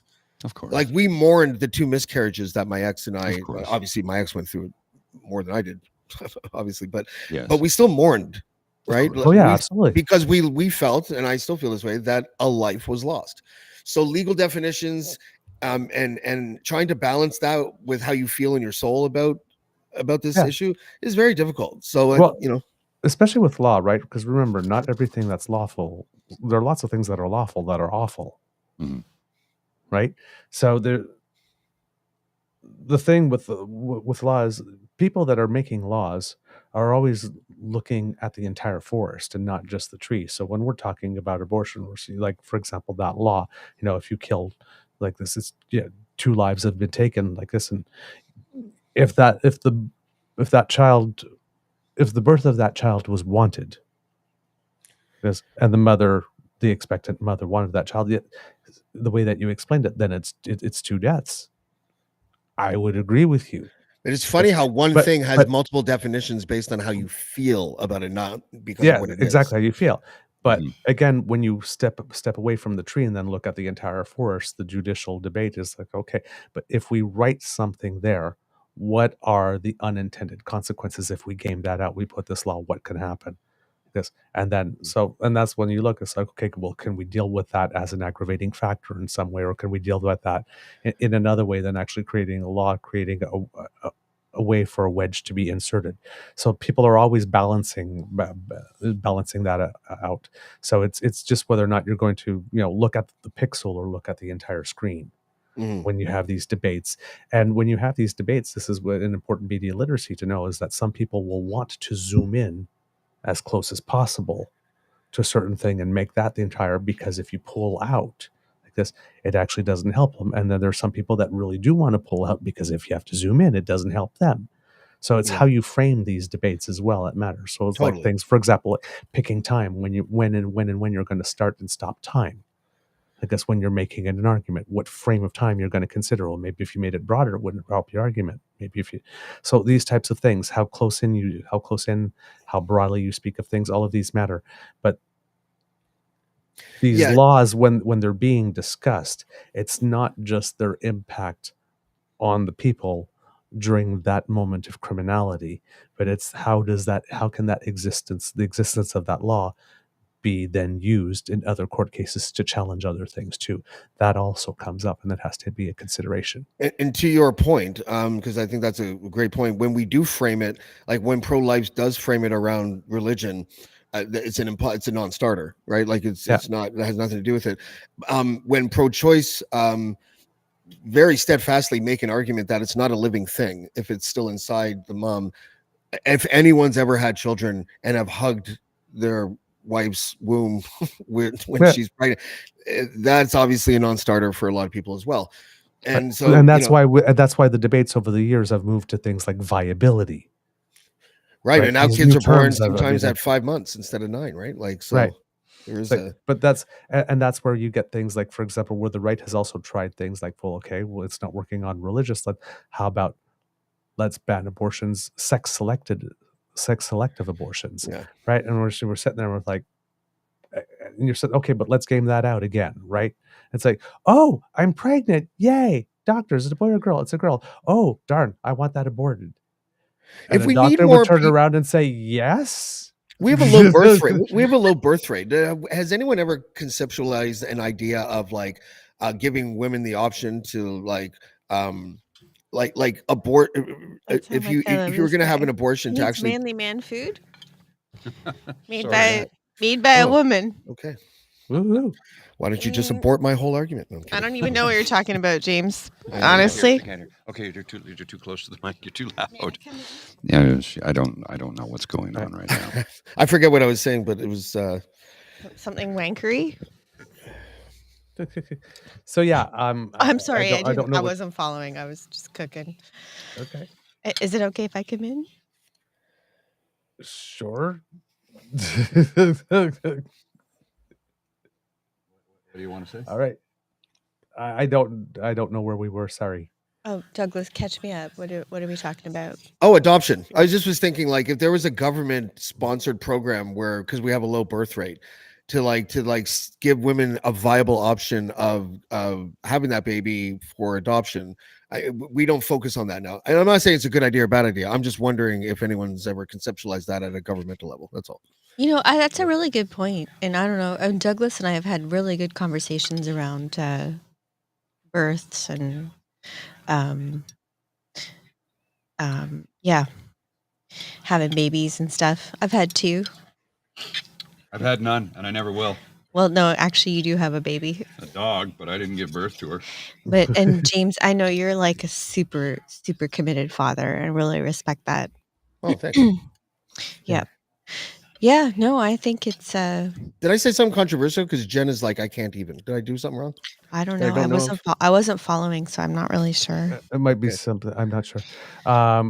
Yeah. I know as as one half of a same-sex male couple that if there were that type of registry, that would be very, very, very, very helpful. Well, I have welcome, but I don't know if that exists or not. I don't know. I have 2 really good friends, two super awesome dudes who they had a child. They've, I'm sorry, I'm forgetting the word, but they had because I do have a concussion from the damn dog. When you have a baby, when you hire someone to have a baby for you. Yeah, surrogacy. Surrogacy, thank you. And they have the most beautiful daughter. Oh, she's so sweet. And they're like they, they have means, like they're both in the medical field, and they found their daughter through surrogacy in the United States and flew down and picked her up. And I think surrogacy is like a real graceful thing to do, right? Like, yeah, I'm glad you said it, because now the comments will attack you instead of me. I don't know what I said that was wrong, but I'm gonna bow out now. I was just trying to find a solution. That's all. Floating That's fine. ideas about saving a life. That's No, sorry. no. I mean, honestly, I had to tap out for a bit because I was doing some work, and I am actually. I'm not late yet, but I will be for a meeting. Need coffee. No, I'll be fine. It's only like 2 blocks away. But I think surrogacy is a beautiful thing to do, Yeah. and there are women who like I couldn't do it. I could not have a baby inside me and then hand that baby over. But I really respect women who can do that. Like, and I really hope that that comes through for Douglas and anyone else who wants it. Like, it's like honestly, you grow this person in your body for 9 months, or in my case, 9.5. That's not uncommon. It's not uncommon. I was a late baby too. Honestly. And so when I sorry guys, sorry to cut you up, Bridget. I got to split. I got to call my kids. Call your kids. Thank you for letting me crash your podcast today, gentlemen. I appreciate All right. it.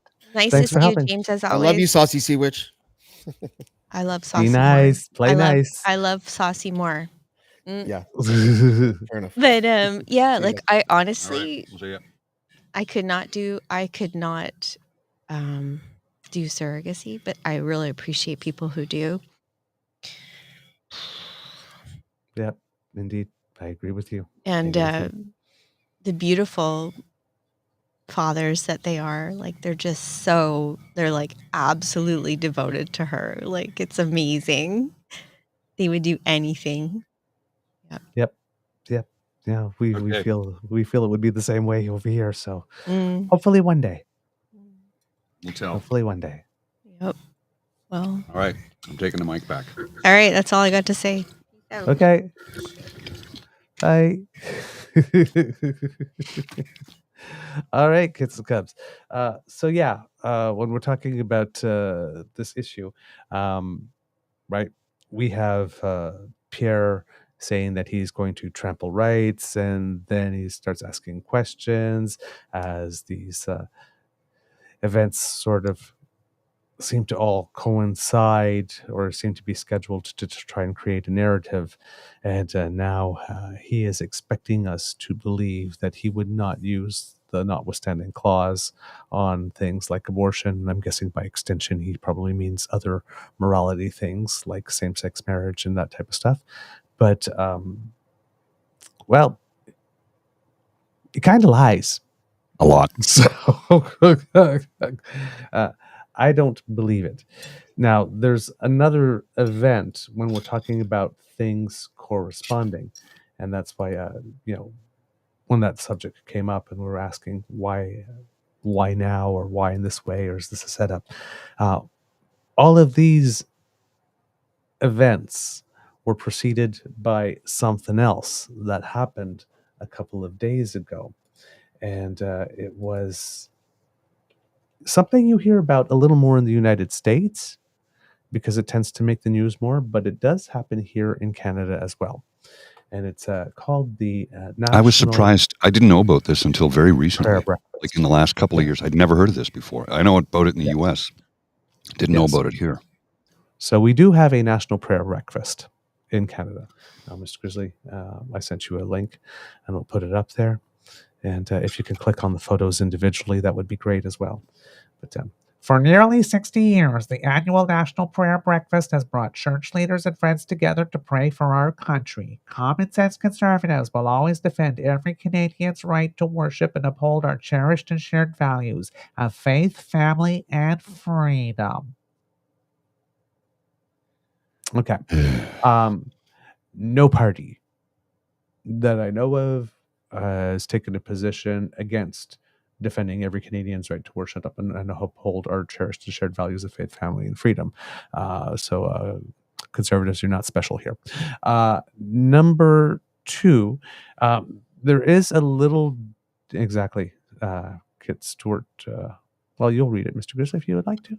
Freedom of religion is already protected within Canada's Charter of Rights and Freedoms. It doesn't need protection by the Conservative Party of Canada, unless there's some truth to the rumor Pierre would use a notwithstanding clause to override the Charter. For certain other religions, maybe. But we'll notice that in the pictures there, you see a picture next to someone in a headdress as well. One of the reasons the National Prayer Breakfast in Canada is not as controversial as it is in the United States is because, of course, given that we're a multicultural country, we see ourselves more as a mosaic than a melting pot.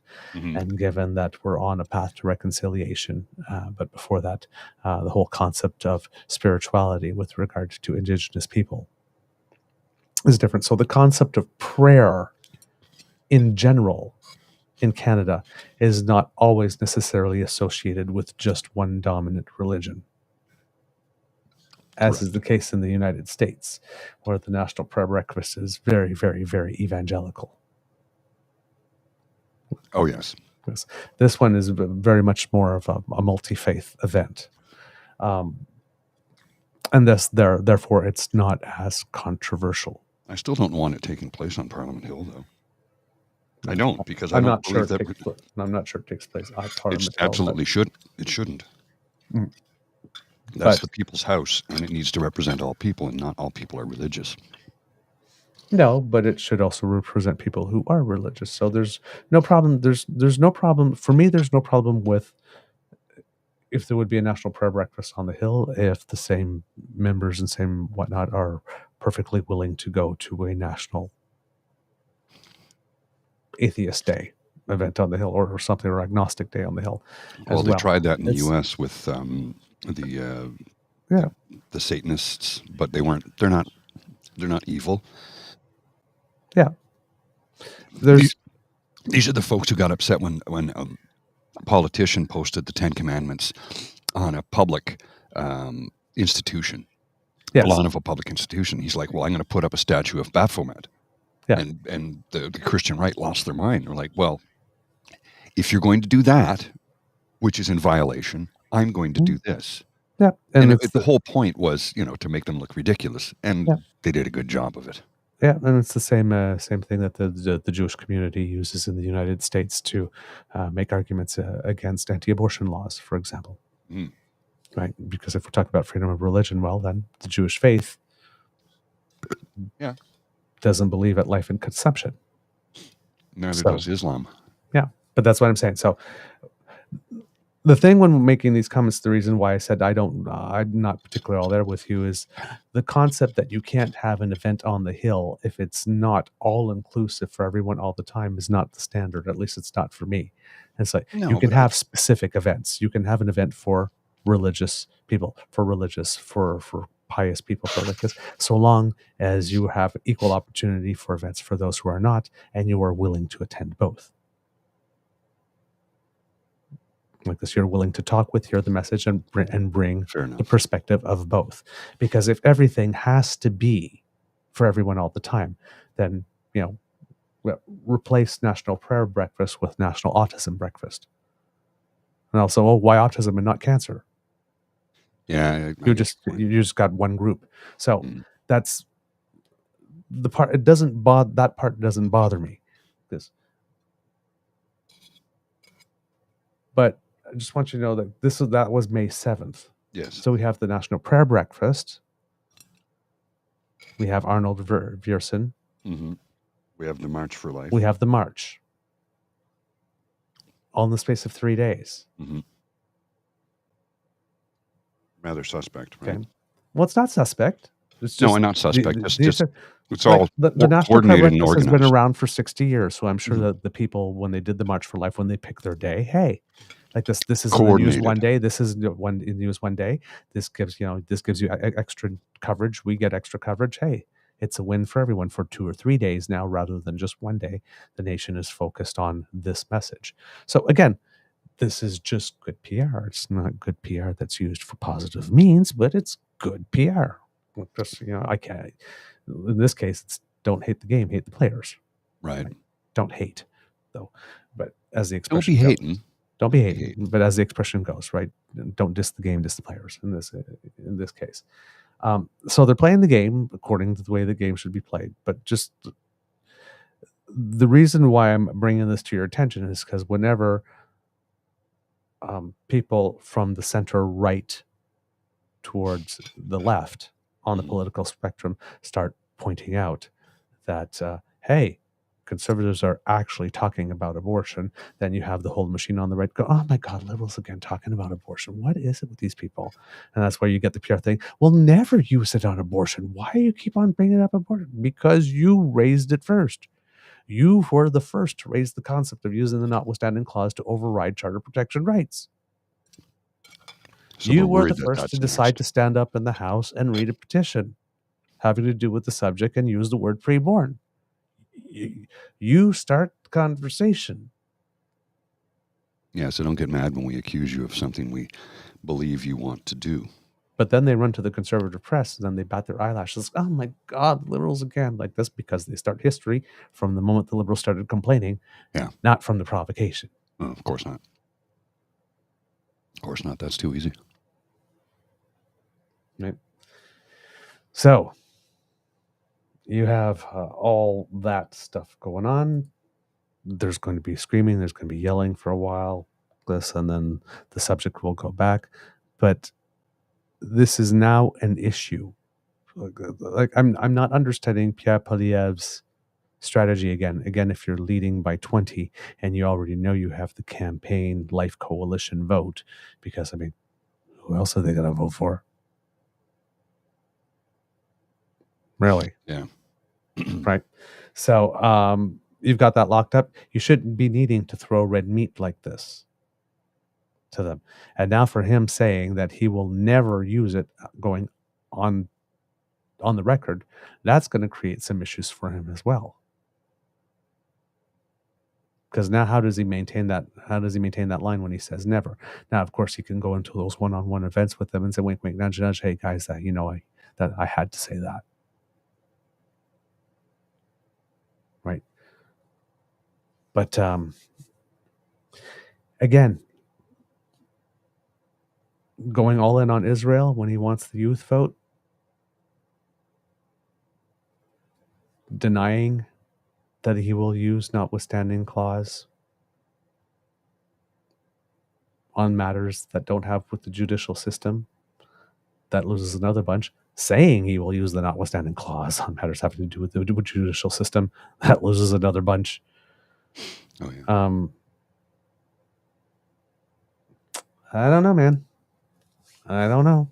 Because let's just say that if I were working for the Liberal Party, there would have been a period of about 2 or 3 months where I'd be sitting there and going, oh my God, he's knocking the stuffing off us on anything. Please, Bank of Canada, lower the interest rates. We need something to happen, but something that would not be up in our control.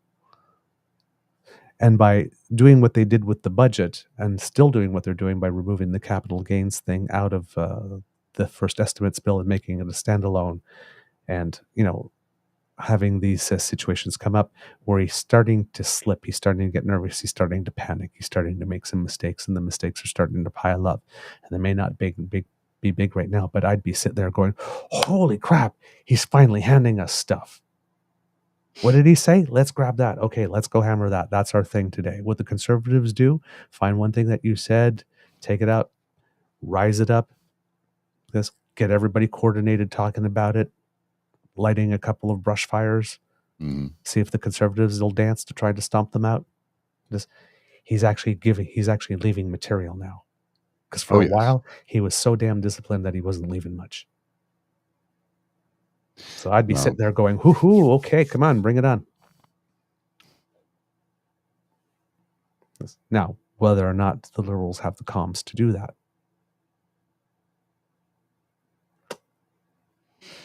that's the thing. And whether or not they have the hunger or the killer instinct. That remains to be seen at the moment. But yeah, this is not... I don't trust the man further than I can throw him, and I can't pick him up. Well, yeah. I just cannot buy that. Once, if he's prepared to use the power in one area, he's not prepared to use the power in all areas. I know. Yeah. We know him well enough to know what he's like and what he'll probably do, most likely do. I'm sure it's planned. Conservatives have kind of, there's no progressive conservatives anymore. The current crop of reformers have kind of gone right off the rails. And they're going to rob you of your rights. And they're also going to complain about. Well, Canada, this is the last straw. I mean, lid. Really, Tim Hortons? Paper lids that disintegrate in your mouth? Come on. This is just another example of something trying to help the environment when it's actually going to have the opposite effect. If we have a plastic lid, at least it's recyclable. But this, disintegrating in your mouth as you're trying to drink your coffee? No thanks. I don't know about you, but until Tim Hortons gets rid of this paper lid, I'm done with Tim Hortons.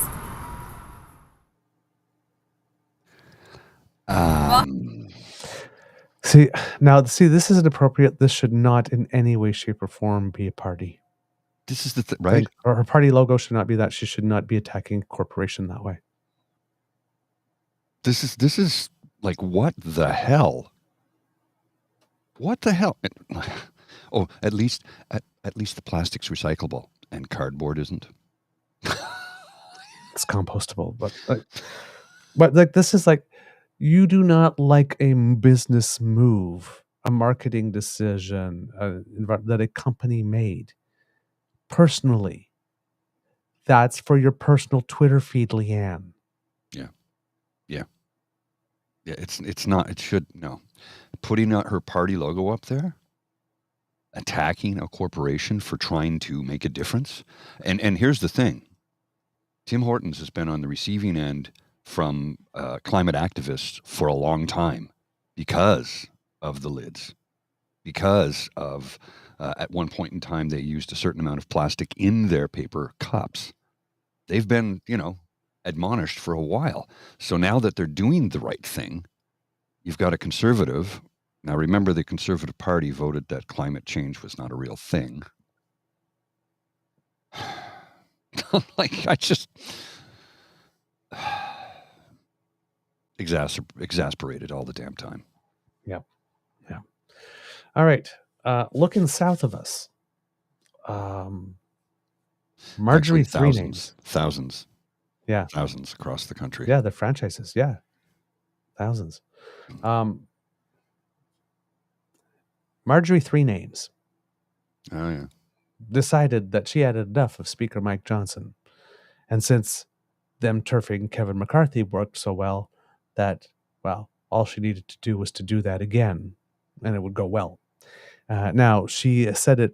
She introduced the motion quite a while ago, but wasn't doing anything with it, was just sort of holding it as a sword over his head. Well, she pulled the trigger just out of the blue one day. And so they held a vote on it. Basically, she introduced it, and then a procedural motion was introduced right away to not even actually debate that, but to just table it. Mm-hmm. And she lost 359 to 43 because the Democrats decided that, hey, we actually have a guy that got a budget passed somehow and got all those aid packages passed for Taiwan and Ukraine specifically, and Israel somehow. Mm-hmm. So, you know what? And he said he would, and he did find a way. So, we're going to dance with the devil we know. So we're going to vote to keep him stay. And you're going to lose. Now, the thing is that still 359 to 43. You would think it would be much closer because, well, I mean, in the House, the Republicans currently have a 1-seat majority because, they've been losing people. They've been losing a lot of people. There have been some people that have up and quit.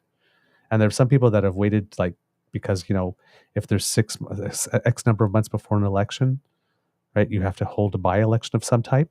Because there's some couple of people that have waited until one day after the date where they can't be replaced so that the seat will remain empty until the next election, to decide to do that. It's like, oh, no. It's like, you don't understand. I'm not leaving and you're going to replace me. Like, you're actually losing the vote because I'm going to leave in 6, 7, 8, 9 now. And now you can't replace me. That's how much bad blood there is going on there. Oh, yeah. All right. So now it seems that the interesting thing about that is that there were more Republican votes to oust Johnson than there were to oust McCarthy. Sorry, there were more votes to oust Johnson than there were to oust McCarthy overall. Yes. But in this case, it was Democrat votes because 32 of the 43 votes to kick Johnson out actually came from more left-leaning Democrats. Sort of like the Alexandria Ocasio-Cortez sort of wing. Mm-hmm. So that means she only got 11 Republican votes for her thing. Wow. Even though there was 43 in all. So now she's in a situation where more progressives supported her move to get Mike Johnson out than Republicans. And she needs to go out and explain how her brilliance managed to orchestrate that feat. I mean, I don't know how much her cred in the party is going to suddenly plummet now that she tried to remove the speaker and she got the support of more Democrats than actual Republicans to do that.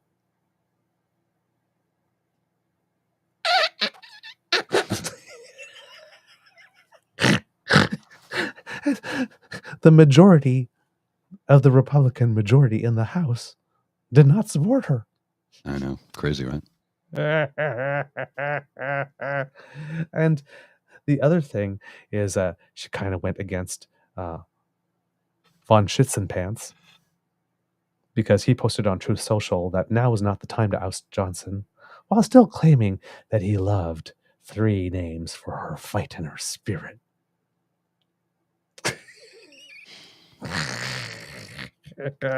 Mike Johnson, after the vote, said, "Hopefully this is the end of the personality politics and the frivolous character assassination that has defined the 118th Congress.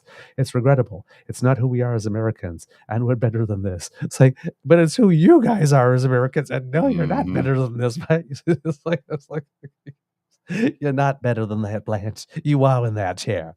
All right? It's just, oh my word. Yeah. Yes. Now, I'm so like, how do these people, this guy can't even shoot straight. Oh my God, it's unbelievable. So anyway, Mike Johnson survived. Marjorie Taylor Greene's stock took a huge hit. Huge hit. Yeah, now she has to explain to her constituents why it is that more Democrats liked her idea than Republicans did. So, yeah, I have a feeling. Gonna have a hard time with that one. Yeah, I have a feeling she's gonna. she's gonna fasten your seatbelts, darling. It's going to be a bumpy night. Oh yeah. Up here in this is the other thing. When we're talking about PeePee, he keeps on lobbying. Funny. He keeps on saying that he's against lobbyists. Now, but doesn't his the woman who runs the Conservative Party, basically, isn't she a lobbyist? Mm-hmm. Still is registered in Ontario, and well, he's tried to distance himself from lobbyists, right? Basically saying, they're no good because they're useless. I wouldn't have there's no point in having them. They serve no purpose whatsoever, even though, as we mentioned, Jenny Byrne and Melissa Lantzman, 2 of the key players in his inner circle both have a very heavy lobbying background. Now, yesterday, there was something really interesting on At Issue, the segment on it, where they talked about Pierre Poilievre's comments on lobbying and lobbyists. And I'd like to play it for you because CBC, for some reason, has, and not that I'm complaining, by the way, has decided that it was going to do a bit of a deeper dive into his claims. So let's see if we can play the section from At Issue yesterday, and then we'll go into it. Okay, just give me a sec here. I'll load it up.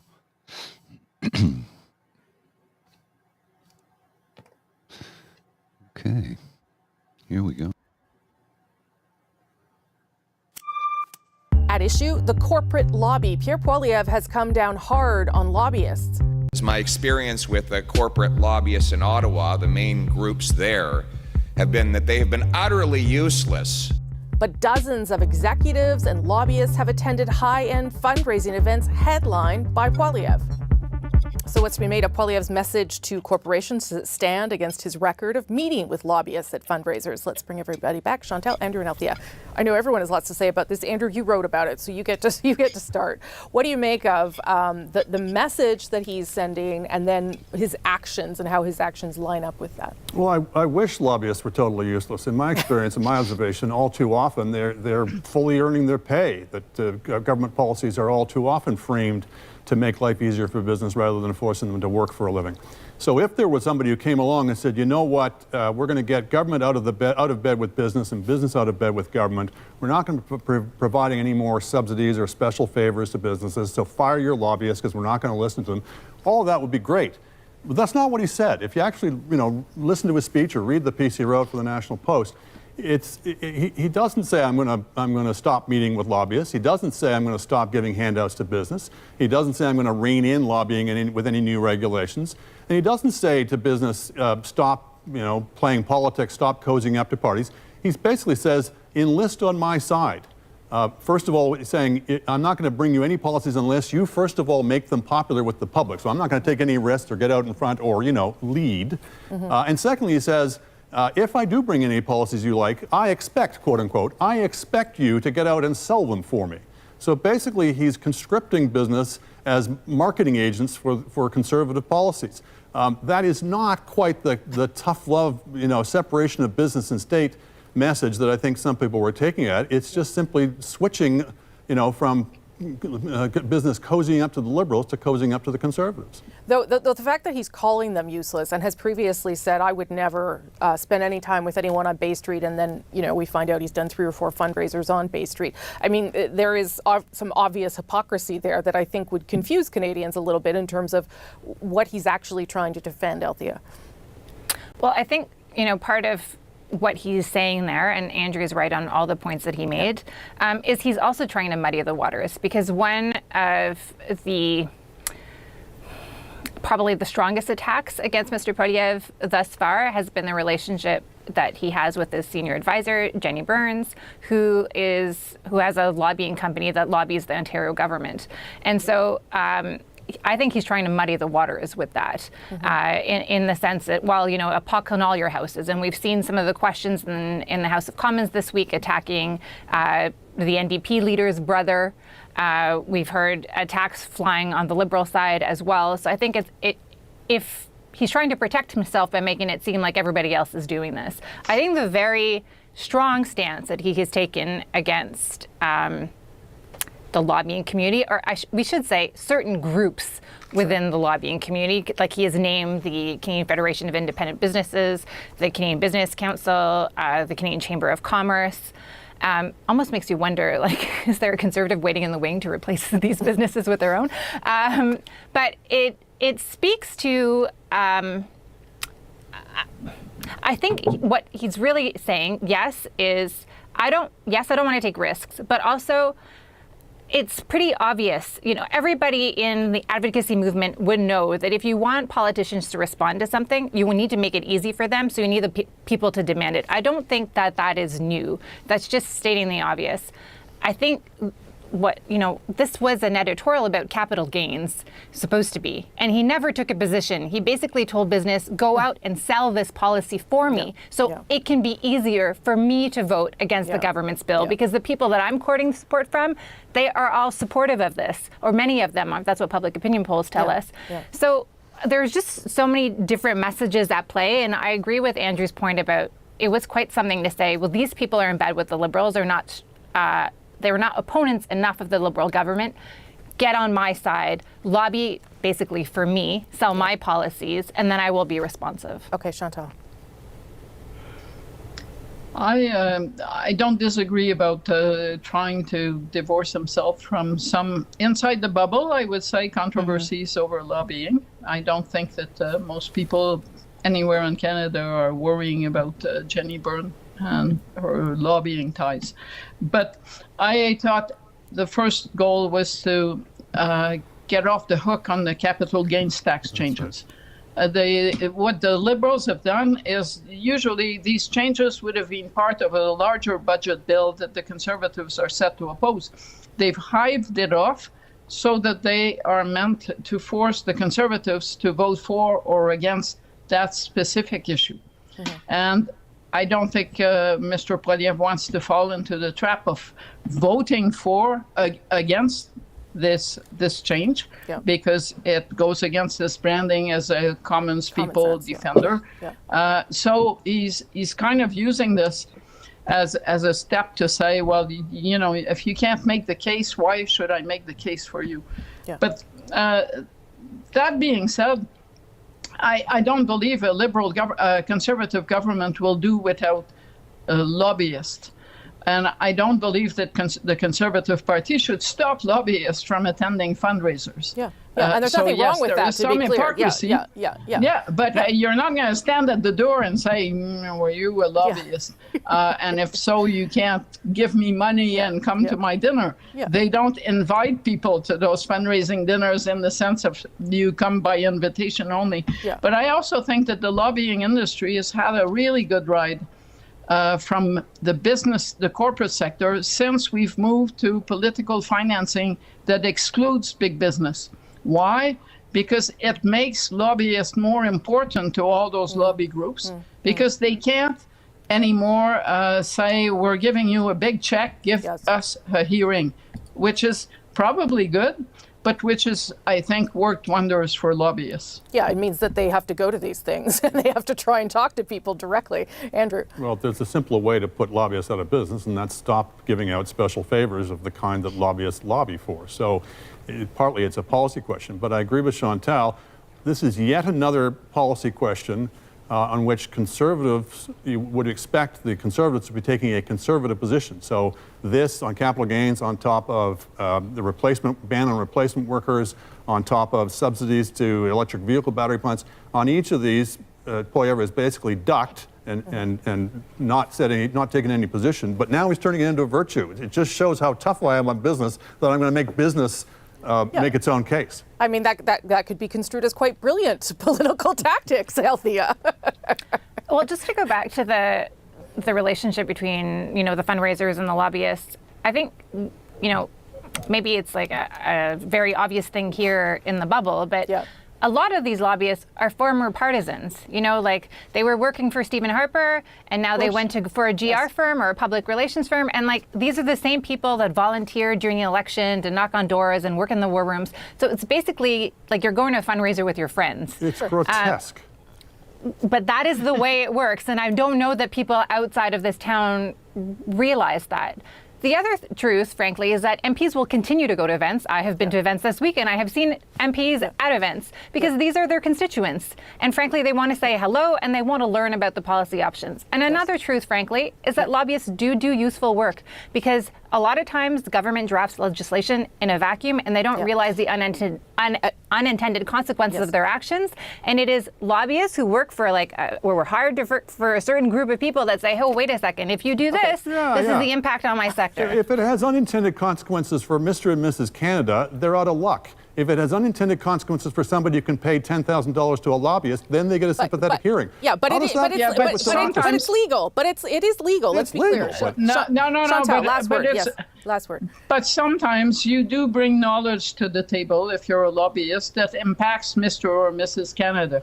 And if you don't listen to any of it, you won't know when.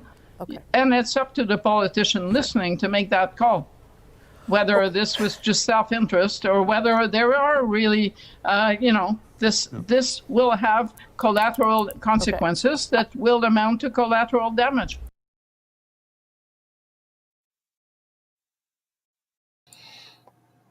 Wow. Yeah, indeed, right? So we've already At that point, I thought Andrew Coy, the way he came off right from the top rope, and he did write an article about it in the Globe and Mail. Yeah. And he was bang on when it comes to that. Yeah, and I don't often agree with him, but lately I find myself agreeing with a lot of the things he's been saying. And is it because it falls in line with my narrative? No, it's because I think he's right. We say on the show, right? Andrew Coyne is one of these colonists for some reason we do not know. Like, so he could so nail it one day and miss it completely the next. Yeah. So exactly. And I'd like to read actually his piece because it's really good. Excuse me. Ever since the Liberals unveiled their surprise increase in the capital gains tax in last month's budget, the question on everyone's lips has been, what will Pierre Poilievre say about it? Well, maybe not everyone's lips, but certainly on some people's conservatives, for example. After all, conservatives are supposed to be against taxes and tax hikes of all kinds, and leaders of the opposition are supposed to oppose. Surely the conservative leader would have to take the bait. Otherwise, he would have to explain to his followers why he had once again failed to oppose the governing Liberals on a major question of economic policy, as he had failed to do so on subsidies for electric vehicle batteries, for example, or the ban on replacement workers. Well, the days have just flown by, and at last we have our answer. Intriguingly, it's, quote, what are you asking me for? Only instead of a craven abdication of leadership, the talented Mr. Poilievre has managed to turn it into a boast, even a philosophical credo. In a striking piece in Friday's National Post, Mr. Poilievre acknowledges that indeed investors and business leaders have been pressing him to lead the charge on the capital gains issue. Why they've fairly been, quote, blowing up my phone. Quote, they yelp, what are you going to do about this? My answer, no. What are you going to do about it? Whoa, who saw that plot twist coming? But there's a point to it. Business, he complains, has been too content to roll over in the face of liberal attacks on investment and entrepreneurship. Quote, gutless executives prefer to, quote, suck up to the Liberals relying on their, quote, useless and overpaid lobbyists rather than taking their case directly to the voters. Got a beef? Then, with the Liberals? You're on your own. Why should I sell your bleat? This represents an evolution in the populist anti-corporate pose Mr. Poilievre has been trying to strike of late. Read quickly, it might even look like Mr. Poilievre has given business a bit of tough love, urging them to show greater self-reliance, less dependence on government. And it's true, business has been all too willing to cozy up to the natural governing party over the years, accepting destructive and intrusive government regulations as the price of government handouts. Any leader that put a stop to this sordid exchange would earn the thanks of a grateful nation. But if that was what Mr. Poilievre meant, he could have said so. He might have said, quote, don't bother coming to a conservative government for handouts because we won't give you any. And don't waste your time lobbying a conservative government either. We're going to do what's right for Canada, whether business likes it or not. So, you mind your business and I'll mind mine. I'll stay out of business and you stay out of politics. But that's not what he says in the piece, is it? He doesn't say he will stop giving handouts to business, and far from telling businesses to stay out of politics, he's effectively demanding they enlist on his side. On the one hand, he warns that he won't take up any of their policy proposals unless business has already sold the public on it. And this is back also in line with his, my laws. The people will determine whether or not my laws are constitutional. Right? I trust the common man as being the expert. This is all variations on that theme that he's been putting out for the past while here. Business will get nothing from me unless they convince the people first. When they start telling me about your ideas on the doorstep in Windsor, St. John's, Trois-Rivières, and Port Alberni, then I'll think about enacting it. On the other hand, on those policies he does take up, he wants business to provide him with the political cover. If I do pursue your policy, I expect that you will continue to advocate for it continue to advocate for it with those same Canadians in those same neighborhoods until the policy is fully implemented. As campaign messages go, it's pretty nervy. I won't lift a finger for you if it involves the slightest political risk for me, but I expect you to carry water for me for as long as it takes if I take a risk for you. Essentially. It's not It's not that he wants businesses to stop sucking up to the Liberals, in other words, so much as that he wants them to start sucking up to the Conservatives, preparing public opinion for policies he can then adopt in safety, and campaigning for them, and by implication him, until they have been adopted. Notice the language too. I, me, my. If I pursue your policy, I expect. Start telling me. I get it. He's on a roll. He obliterated his rivals in the leadership race. He's 20 points ahead in the polls. Not only does he not owe business any favors, but he is in a position to start issuing demands. But I can't be the only one left with the impression that it all seems to have rather gone to his head. I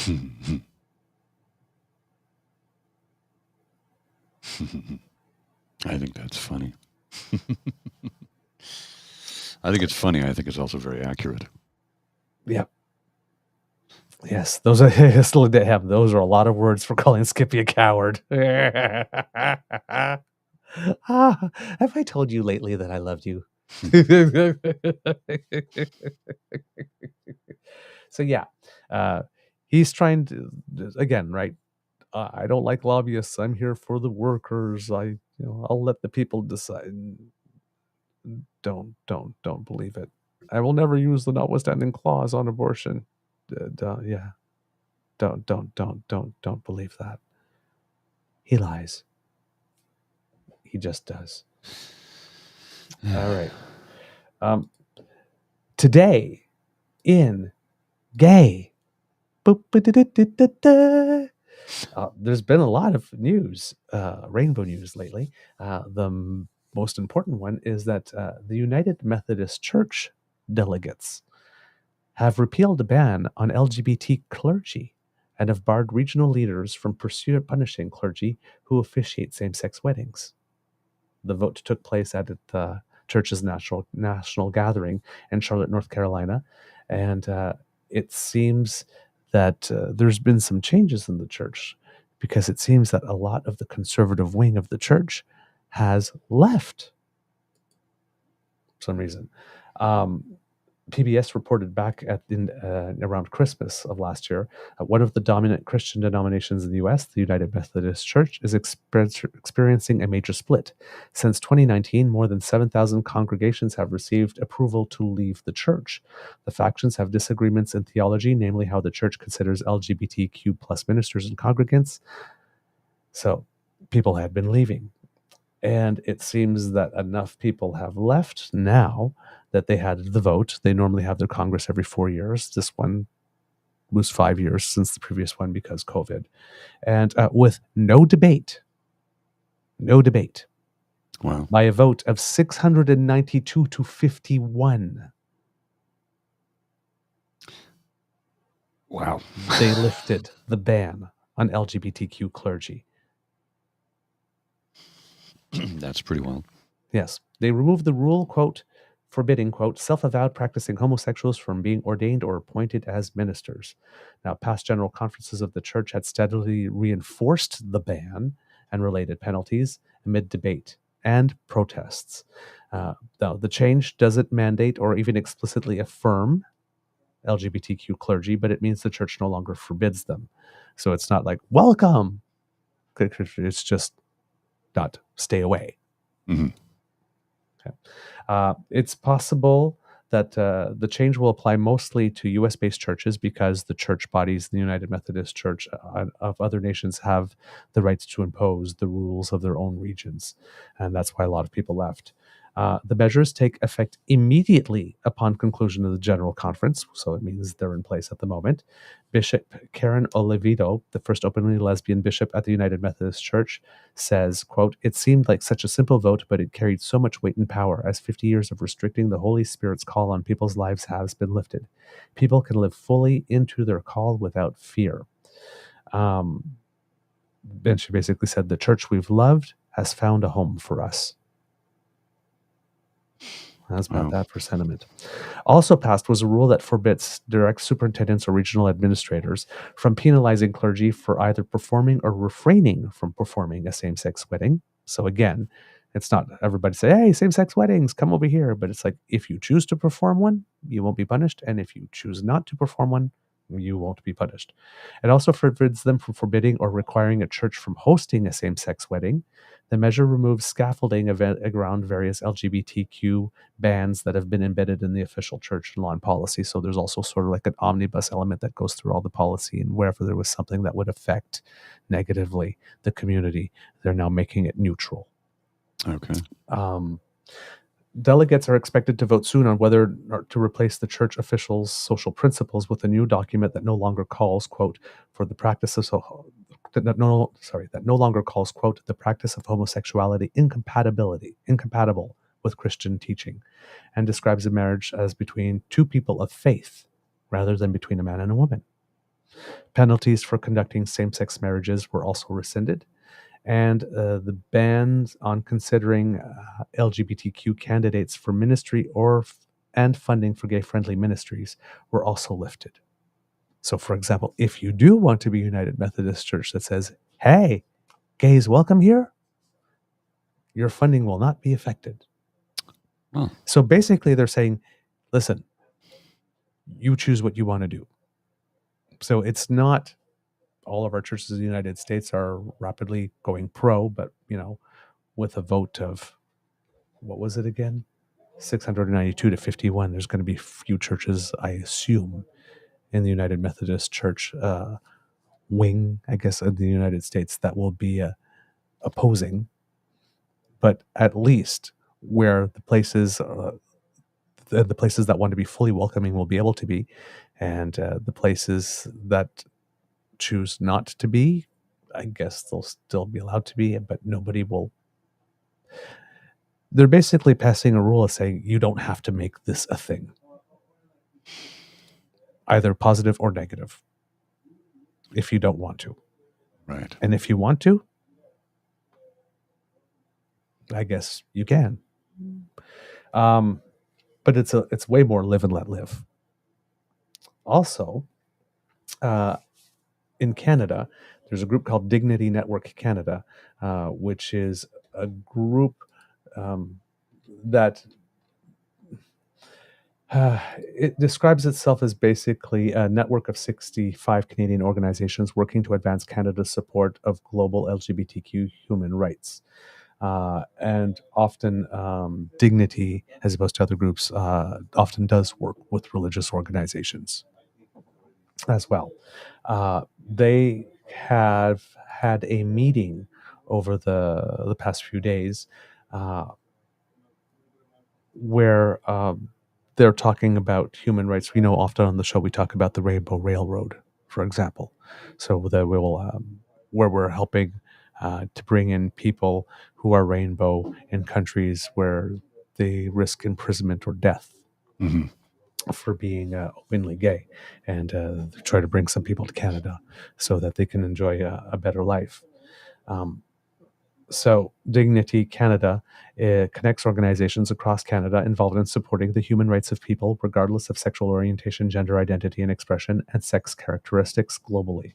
And Equitas, which is another group, they bring together, quote, 150 LGBTQI activists from around the world to discuss solidarity and the defense of human rights at a 3-day conference, quote, packed with panels and speakers covering the rise of anti-rainbow hate globally, countries making progress, trends, funding needs, and more. And in Canada, this is going to eventually lead to the largest mobilization of queer groups in nearly 20 years over the course of the summer.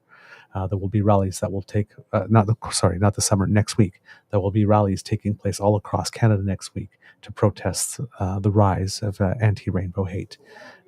So this is going on, and there were some wonderful images from the conference there, and a news release where it says here, People in 2S LGBTQI communities continue to face discrimination, violence, and marginalization in Canada and globally. Canada remains steadfast in its commitment to advancing their human rights and socioeconomic inclusion. Today, Anita Vandenbeld, Parliamentary Secretary to the Minister of International Development, participated in Dignity Network Canada's opening panel discussion, which included 2S LGBTQI plus human rights defenders. During the event, she announced $1.7 million in funding from Canada to be dispersed over 3 years for 2S LGBTQI plus initiatives around the world. Canadian organization Rainbow Railroad will receive $700,000 for the international network on 2S LGBTQI plus forced displacement initiative. This project aims to improve the protection of forcibly displaced rainbow people around the world through research and convenings of civil society organizations, public stakeholders, and people experiencing forced displacement. Rainbow Railroad is a global not-for-profit organization that helps at-risk rainbow people get to safety. The U.S. Agency for International Development, USAID, will receive an additional $1 million for the multi-donor LGBTI Global Human Rights Initiative, which works to help protect rainbow people in developing countries from violence, discrimination, stigma, and criminalization. The project conducts research to inform policy, supports communications and social and behavioral change to reduce stigma and discrimination, and provides direct and emergency support to individuals and organizations. The initiative, while managed by USAID, is implemented by the Astrea Lesbian Foundation for Justice, a philanthropic organization working to support the human rights of rainbow people around the world.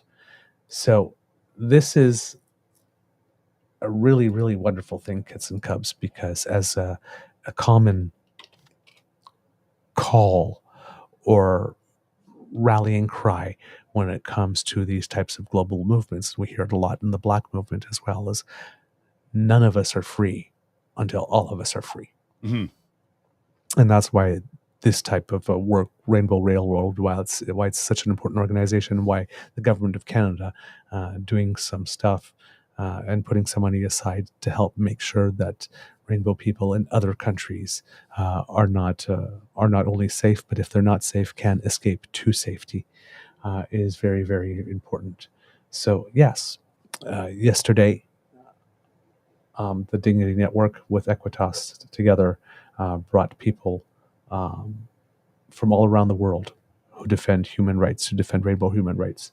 And they met with Foreign Affairs Minister Melanie Joly. And they discussed these things about what we can do to try to make life a little better for our rainbow brothers and sisters all around the world. And Mr. Grizzly, if you have time there's just a couple of pictures of the event that's put up there. But if you care about this issue, I really do recommend following Dignity Network, Rainbow Railroad, and there's something called EGAL, Equality for Gays and Lesbians Everywhere. These are organizations, and Equitas as well, organizations that do a lot of good work and deserve your support and encouragement. But yeah, once again, kids, if you're paying attention, slowly and surely, right? Mm-hmm. Fairness, equality, and all that kind of stuff is breaking out around the world. And right now, like there was in Uganda, there seems to be a push in Ghana as well to try and criminalize same-sex relations. And several governments, again, are trying to apply pressure by saying, this could cost you billions of dollars in international trade. So you might not want to do that. So, like I said, we have to be vigilant. We have to celebrate the wins, but we have to be vigilant where we can see in other countries that there is some creep as well. Mr. Grizzly, do you have something for us? I do have. Where did it go? I had saved something here. I don't know if you are aware of this, so I thought I would put this on the screen and we'll discuss it briefly. This was sent to me recently. I did hear about this earlier. Woke up though. City police in Calgary. City police brought a pro-Palestinian encampment on the University of Calgary campus to a swift end in a barrage of tear gas and flashbangs last night. Yes. So yeah, they just like now this is interesting. the events on campuses in Canada, as we mentioned yesterday, have not been anywhere near as violent or belligerent as they have been in the United States. When I heard that news today, I found it very, very interesting that the first place in Canada where the police decided to crack down was indeed in Calgary. Because it's one of the more, I think it's one of the more recent camps, if I'm not mistaken. But yes, pepper ball guns, flashbangs, riot gear were used to dismantle the protests. There were about 24 protesters who remained late, linking arms, but many had packed up and left after being warned that they could be arrested. Shortly after 11 p.m. last night, Calgary time police moved in, but they had been notified, sending out, or been asked to intervene sometime around 6:30. The protesters had set up an encampment after getting no response from university leadership to a letter it had sent days prior asking them about divestment. I don't know what the situation on campus was like. Nothing in the reporting that I had heard up until now seemed to indicate that there was anything violent or hateful going on. Just that, okay, you've been doing it too long and we're dismantling it. So right now we're seeing, we're getting basically a side-by-side view of what's happening in Montreal, for example, and what's happening in Toronto. Or in Montreal, where they pursued to try to get an injunction, and the judge decided that nothing had risen to a state of an emergency that would require an injunction. And then in Toronto, where they gave people until a certain hour to disperse, and then revised that, saying, okay, well, so long as your protest remains peaceful, non-hateful, and non-violent, then you can stay. But here in Calgary, University of Calgary, we're cracking down and we're taking it apart. So now we're going to get to see side by side which strategy yields which results. Because if in Calgary doing this causes 3 more protests to pop up in 3 different parts of the city or something like that, or one bigger one to pop up somewhere else, then they may have created, there's a movie I watched back in the day. Remember The Gate? Did you ever see that one? It was a horror movie at one point. And they hit something and it breaks into pieces. Like I think it was like a garden gnome or something like that. And it breaks into like 100, like a whole bunch of little pieces. And then they all grow. They all become like 100 like little mini killer little gnomes just going, ah. So it's like, no, I don't recall that. So, but it was like one of those things where you thought that, if you just like smash it, it'll go away. And then you smashed it into 100 pieces, and every single one of those little pieces became their own thing. Right. So that's what people are wondering about when you're dismantling these protests. Like, sure, you can dismantle it in one place, but have you just created a bigger one that will start tomorrow, or 2 more that will start in 2 other places later? So but here, that's the thing, is now in Canada, we're seeing 2 approaches. We're saying, okay, you can keep on doing it if you remain peaceful, regulate yourself. And we're saying, no, 8, 9, 10, crack down on them. And we're going to see how things develop. If things become more aggressive and more loud and more boisterous and more disruptive in Calgary, we'll know that was a direct consequence of coming down with the hammer. Really, really strong. Maybe before things had been given enough time to play themselves out. But yes, indeed, we will see what happens on that one. That was some pretty interesting news. I was surprised that it happened this fast. I was very surprised. In the United States, another thing that happened, of course, you'd have to be living under a rock to not know it, but this was the week that Stormy Daniels testified, not in the hush money trial, when they keep on saying that, they're not saying the truth. It's the election interference trial in New York, because that's what the conspiracy is considered to have done. It was to interfere with the election. It seems that the testimony was a tad TMI. at certain points. The main reason she was on the stand was to establish that the encounter had indeed taken place, that there was Right. something for which. So the judge didn't need all the salacious details about what happened. We learned some interesting things, like, for example, when it happened, he had met her at the door wearing silk pajamas, after which she joked about him having stolen Hugh Hefner's outfit and told him to go put some clothes on, which apparently he did. Apparently, he was asking her a whole bunch of questions about the industry in which she works, with particular attention to STD tests and whether or not she had ever failed one. Mhm. But it seemed that, but he was asking all other stuff also, like about residuals and whatnot. So seeming like he was really interested in it.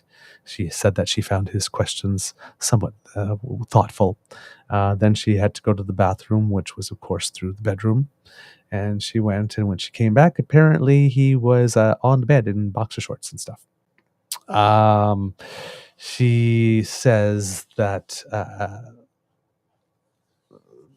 She says that she didn't say no, but she did feel there was a power imbalance because there was a security guard outside the main door and other things.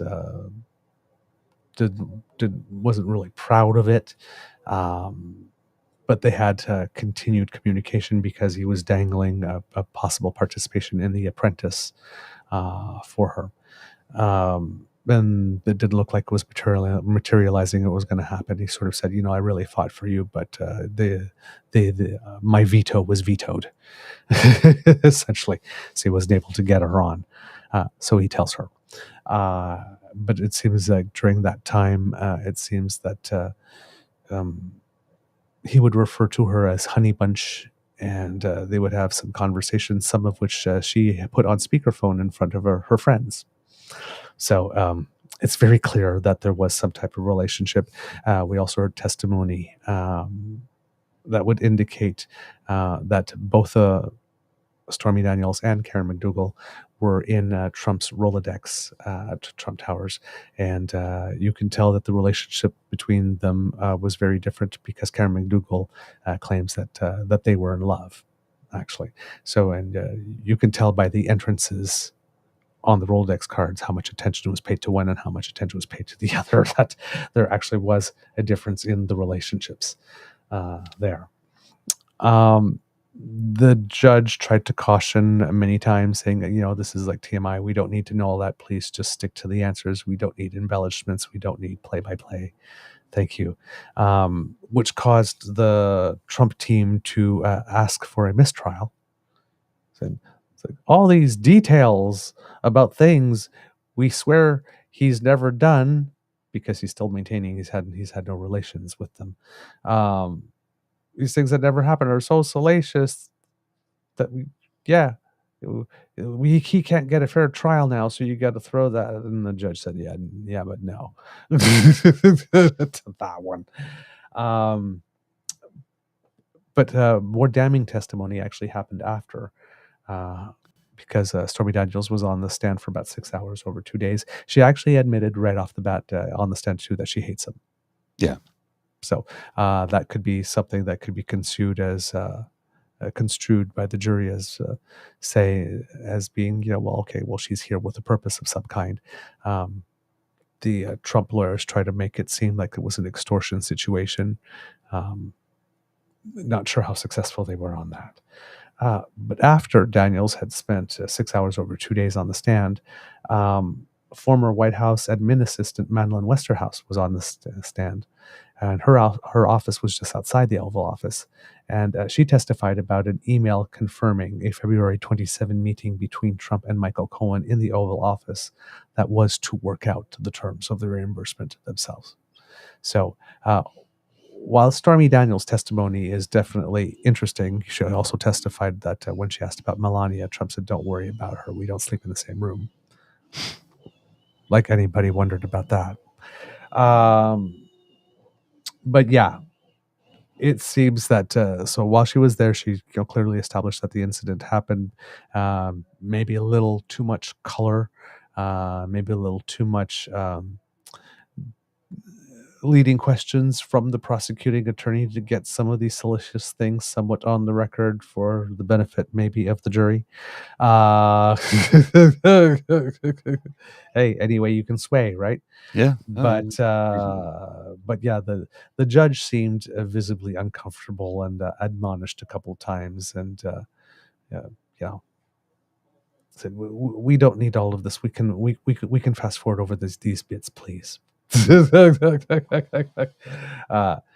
there you go. But yes, it seems that they are bringing in some witnesses, and then a star witness of some kind, like they had David Pecker at the beginning, like this, to establish certain things, and then they have some more technical witnesses that come and they bring documents, and whatnot, and then they bring in another sort of big witness, this time Stormy Daniels, and then they'll bring out other technical documents, like like the admin assistant saying, yes, we have this email and whatnot. The next one might be Karen McDougal.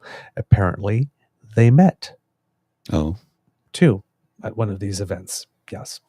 So it seems that the trial is going a bit in that way. So it's not big blockbuster witness after blockbuster witness, back to back to back. It's like they're brought in to establish something, and then they bring out all the documentary evidence, and then the star witness comes in and establishes something, and then they bring in the documentary evidence. So it seems to be fairly organized, fairly well organized trial, and being well argued on the side of the prosecution. But we never know, right? That's why you play the game, because then the jury has their say. But yes, the like I said, the testimony was given. A lot of people were paying attention to it. Probably not as salacious and explosive as some people had wanted, given the reason for which she was there specifically. It's just established that the events took place, and no commentary about whether or not the events were a good thing, a bad thing, a pleasurable thing, a welcome thing. Right. It's just, did the thing happen? Yes. Okay. Thank you.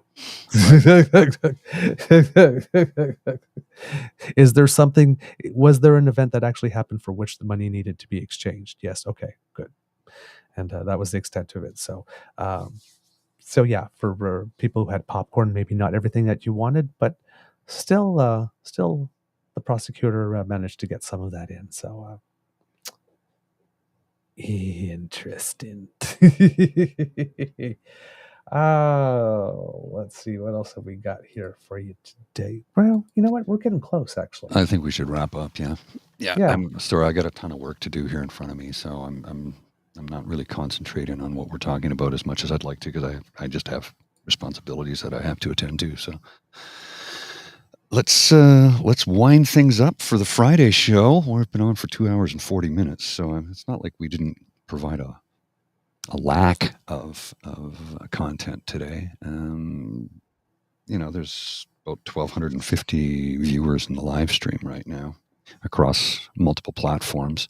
So thanks to each and every one of you. And if you want to join in with the Damn Fam and get in on the chat, you can find us at youtube.com/@TrueNorthEagerBeaverMedia. And if you scan the QR code, if you're watching on a tablet and want to scan it with your phone, that's up on the screen right now. That'll take you directly to our YouTube channel, where we'd love it if you would like, share, and subscribe. If you like our show, we hope you can share it with as many people as possible. And if you like our logo, the True North Eager Beaver logo, we now have a merch store, an Etsy store. So you can go to that store and purchase anything you find there. And if there's anything that you'd like to have in addition to that, just let us know, and we will we'll get it to you. We'll make it for you and get it to you, as long as you pay the purchase price, of course, because we don't give things away for free. The content is free for you to enjoy and share to your heart's content.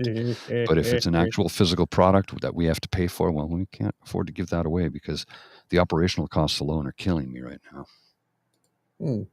I can't even pay my phone bill. Jeez. I'm serious. No, I'm serious. It's like that's the situation I find myself in right now. So if you're trying to text me, you're not going to be able to get a hold of me for a few more days. Oh, okay. I did not know that. Well, I forgot to pay the bill and then realized I didn't have enough money to pay it, so it's suspended until next Wednesday. So that's just how it goes. Yeah. Okay. All right. It's not a Uh, big deal. I have oh, Wi-Fi access to everything at home. Just nobody can text me right now. okay. Oh, And you very can call important. me when I'm at home. Actually, you can actually call me because I have Wi-Fi calling enabled on my phone. Okay. Very, very important news. According to Mishatica, Mateo said because he's sick, he grants everyone permission to be irresponsible today. I like the sound of that. Woohoo! Feel better, Mateo? Oh, we're sending you lots of healing energy. We hope that you feel very better very, very soon so that you can get back to playing and learning and all that good stuff. Exactly. All right. Kits and Cubs, that's the end of this episode of the Daily Beaver Morning Show. We hope that you love listening to us because we loved making this for you. Remember, sharing is caring and word of mouth is priceless. And you have the mouths from which we want the word to come. So please tell your peeps and poops all about us. If you would like to make sure you get something from our merch store, as Mr. Grizzly mentioned, that QR code that's right underneath my chin is where you go. It's if you go to Etsy and you look up for True North Eager Beaver merch store, there you go. And you will be able to get, like as we mentioned, T-shirts and underwear and keychains and cups and all that good stuff. Oh my. You got Kit Shay MJ going Mateo for PM. I think that would probably be a not so bad idea. I might be able to get behind that. Yep. If you would like to support us in other ways, you can thanks to the Ray Girl, who sponsors our pod page, podpage.com/the True North Eager Beaver, lowercase letters with a hyphen between each one of those words, will bring you there. And if you click subscribe there, when we have something fresh off the bandwidth, it comes directly to you. How about that? We make it so easy. And if you'd like to support us in another way, make like Elaine, who says, "Have a beyond awesome day, everyone. And remember to smash the button before you leave." And you can do that by going to True North Eager Beaver Media Incorporated YouTube page, where we have like, share, and subscribe. 3 buttons for you to click or lick as you wish. We don't judge. Get yourself some happy and click those buttons today. And if you would like to help us in another way, then you can go to the Emergency Hydration Fund at the Beaver Lodge, our fancy term for our tip jar, and you can find it at our coffee page. The QR code that's by Mr. Grizzly's head up there will bring you there. Or if you use those digits of those beautiful hands or your voice prompt to go to ko-fi.com/eagerbeaver, lowercase letters, all in one word. And there you can find our tip jar. If you have a couple of toonies or loonies jangling in your pockets and you would like to encourage us to do more because you enjoy this product, we would be more than grateful if you left us something there. And we'd like to give a big thank you to Kit Dan, who sent us a little something. We really appreciate that. Thank you, my good friend. Also, Kit Wendy, who recently sent us something saying, "Cheers, gents. Appreciate you. You make my mornings. I'd be one cranky old gal without you." Thanks so much. And then we have Kit Chris, who said, "Love you guys," and sent us a little something. And Kit Cassie, who sent us something saying, "Still worth getting up early on Manitoba time to watch. Diversity of viewpoints in the damn fam chat broadens my mind and perspectives. Love from a now retired farmer." We got some And we have Lola Gear. Lola Gear. You can get it in different colors. And you can see the different colors that are available to you here. There we go. That's great. Got Kit Dan going, "I sent you something when you know when, my friend." Thank you so much. All right. So that's how you can send us something and support us. If you would like to communicate with us, truenortheagerbeaver@gmail.com is our email address, @trueeager on at Twitter. You can send us messages on our YouTube page as well, and as well as our Facebook page, True North Eager Beaver. And there, sorry, Mr. Grizzly, because you're moving the screens, it's very distracting. I'm having trouble focusing. Sorry. Oh, I like that in the back. Thank you. Thank you very much. Ooh, that was very pretty. Yeah, I'm ordering one for myself, actually. Excellent. So yes, please be sure to do all of that because democracy is something that you do. If you live in Alberta, please get involved in the Alberta NDP leadership race. It's getting a little spicy, and it seems that even the head Nenshi is taking a couple of hits. So there's been some developments. So like I said, you've got 5 good candidates. So get in there and make your voice heard to get the best quality candidate you can. And if you happen to be living in Saskatchewan and New Brunswick, please find out what it is that you can do to help volunteer for the upcoming provincial elections. Maybe you can help at a polling booth, or maybe you, again, have a candidate of choice, or maybe there's some nomination races that are still not complete. And you can pop in there and give a hand where you can as well. Democracy is something that you do, so please get involved. From the Beaver Lodge, this is your Eager Beaver saying it could be a tough world out there, so please be kind to and gentle with yourselves and have an absolutely fantastic weekend coming up. I hope you have some good stuff planned. Mr. Grizzly, some words of wisdom, please. Ladies and gentlemen of the class of 2024. Ooh. Wear sunscreen. I was trying to imitate the voice of the guy who initially wrote that. Baz Luhrmann. Colonel Canuck, you guys are going straight down next year. No chance. I don't know what you mean by that. Where are we going? I'm going down south. We don't respond to that. We need to put I'm having fun with it. I'm having fun with it. Yeah. There's nope. I don't know where we're going, but yeah. We don't. It's our show, not their show. No. I just have fun. Yep. But this is my chapeau that I wear in the sunshine with a lovely feather to keep beautiful chapeau. To keep my head from getting burnt and to cut back on the premature aging from UV rays. You do need a little bit of sun every day to get your vitamin D, but that could be literally on the back of your hand, and you only need 15 minutes exposure. That's it. So you can go outside, stick your hands in the sun for 15 minutes, and you're good. You're good to go. There you go. Get some cups. All right, Mr. Grizzly, cue the cock. Yeah. Let me just remember where I put him. Oh, there he is. You are listening to a True North Eager Beaver Media Incorporated podcast. The True North Eager Beaver podcasts are proudly brought to you by our founding sponsors, the Misfit Mysteries from Corvid Moon Publishing, your source for science fiction, fantasy, and cozy mysteries featuring a broad diversity of characters. CanadianTarot.com, their uniquely Canadian online eclectic tarot community, and the Peppermaster, hot pepper sauces made from farm fresh ingredients to thrill your taste buds and expand your mind. We are grateful to the Crier Media Network for its support, Pete Jarvis for our artwork, and Paul Joseph Something for our opening and closing sequence music.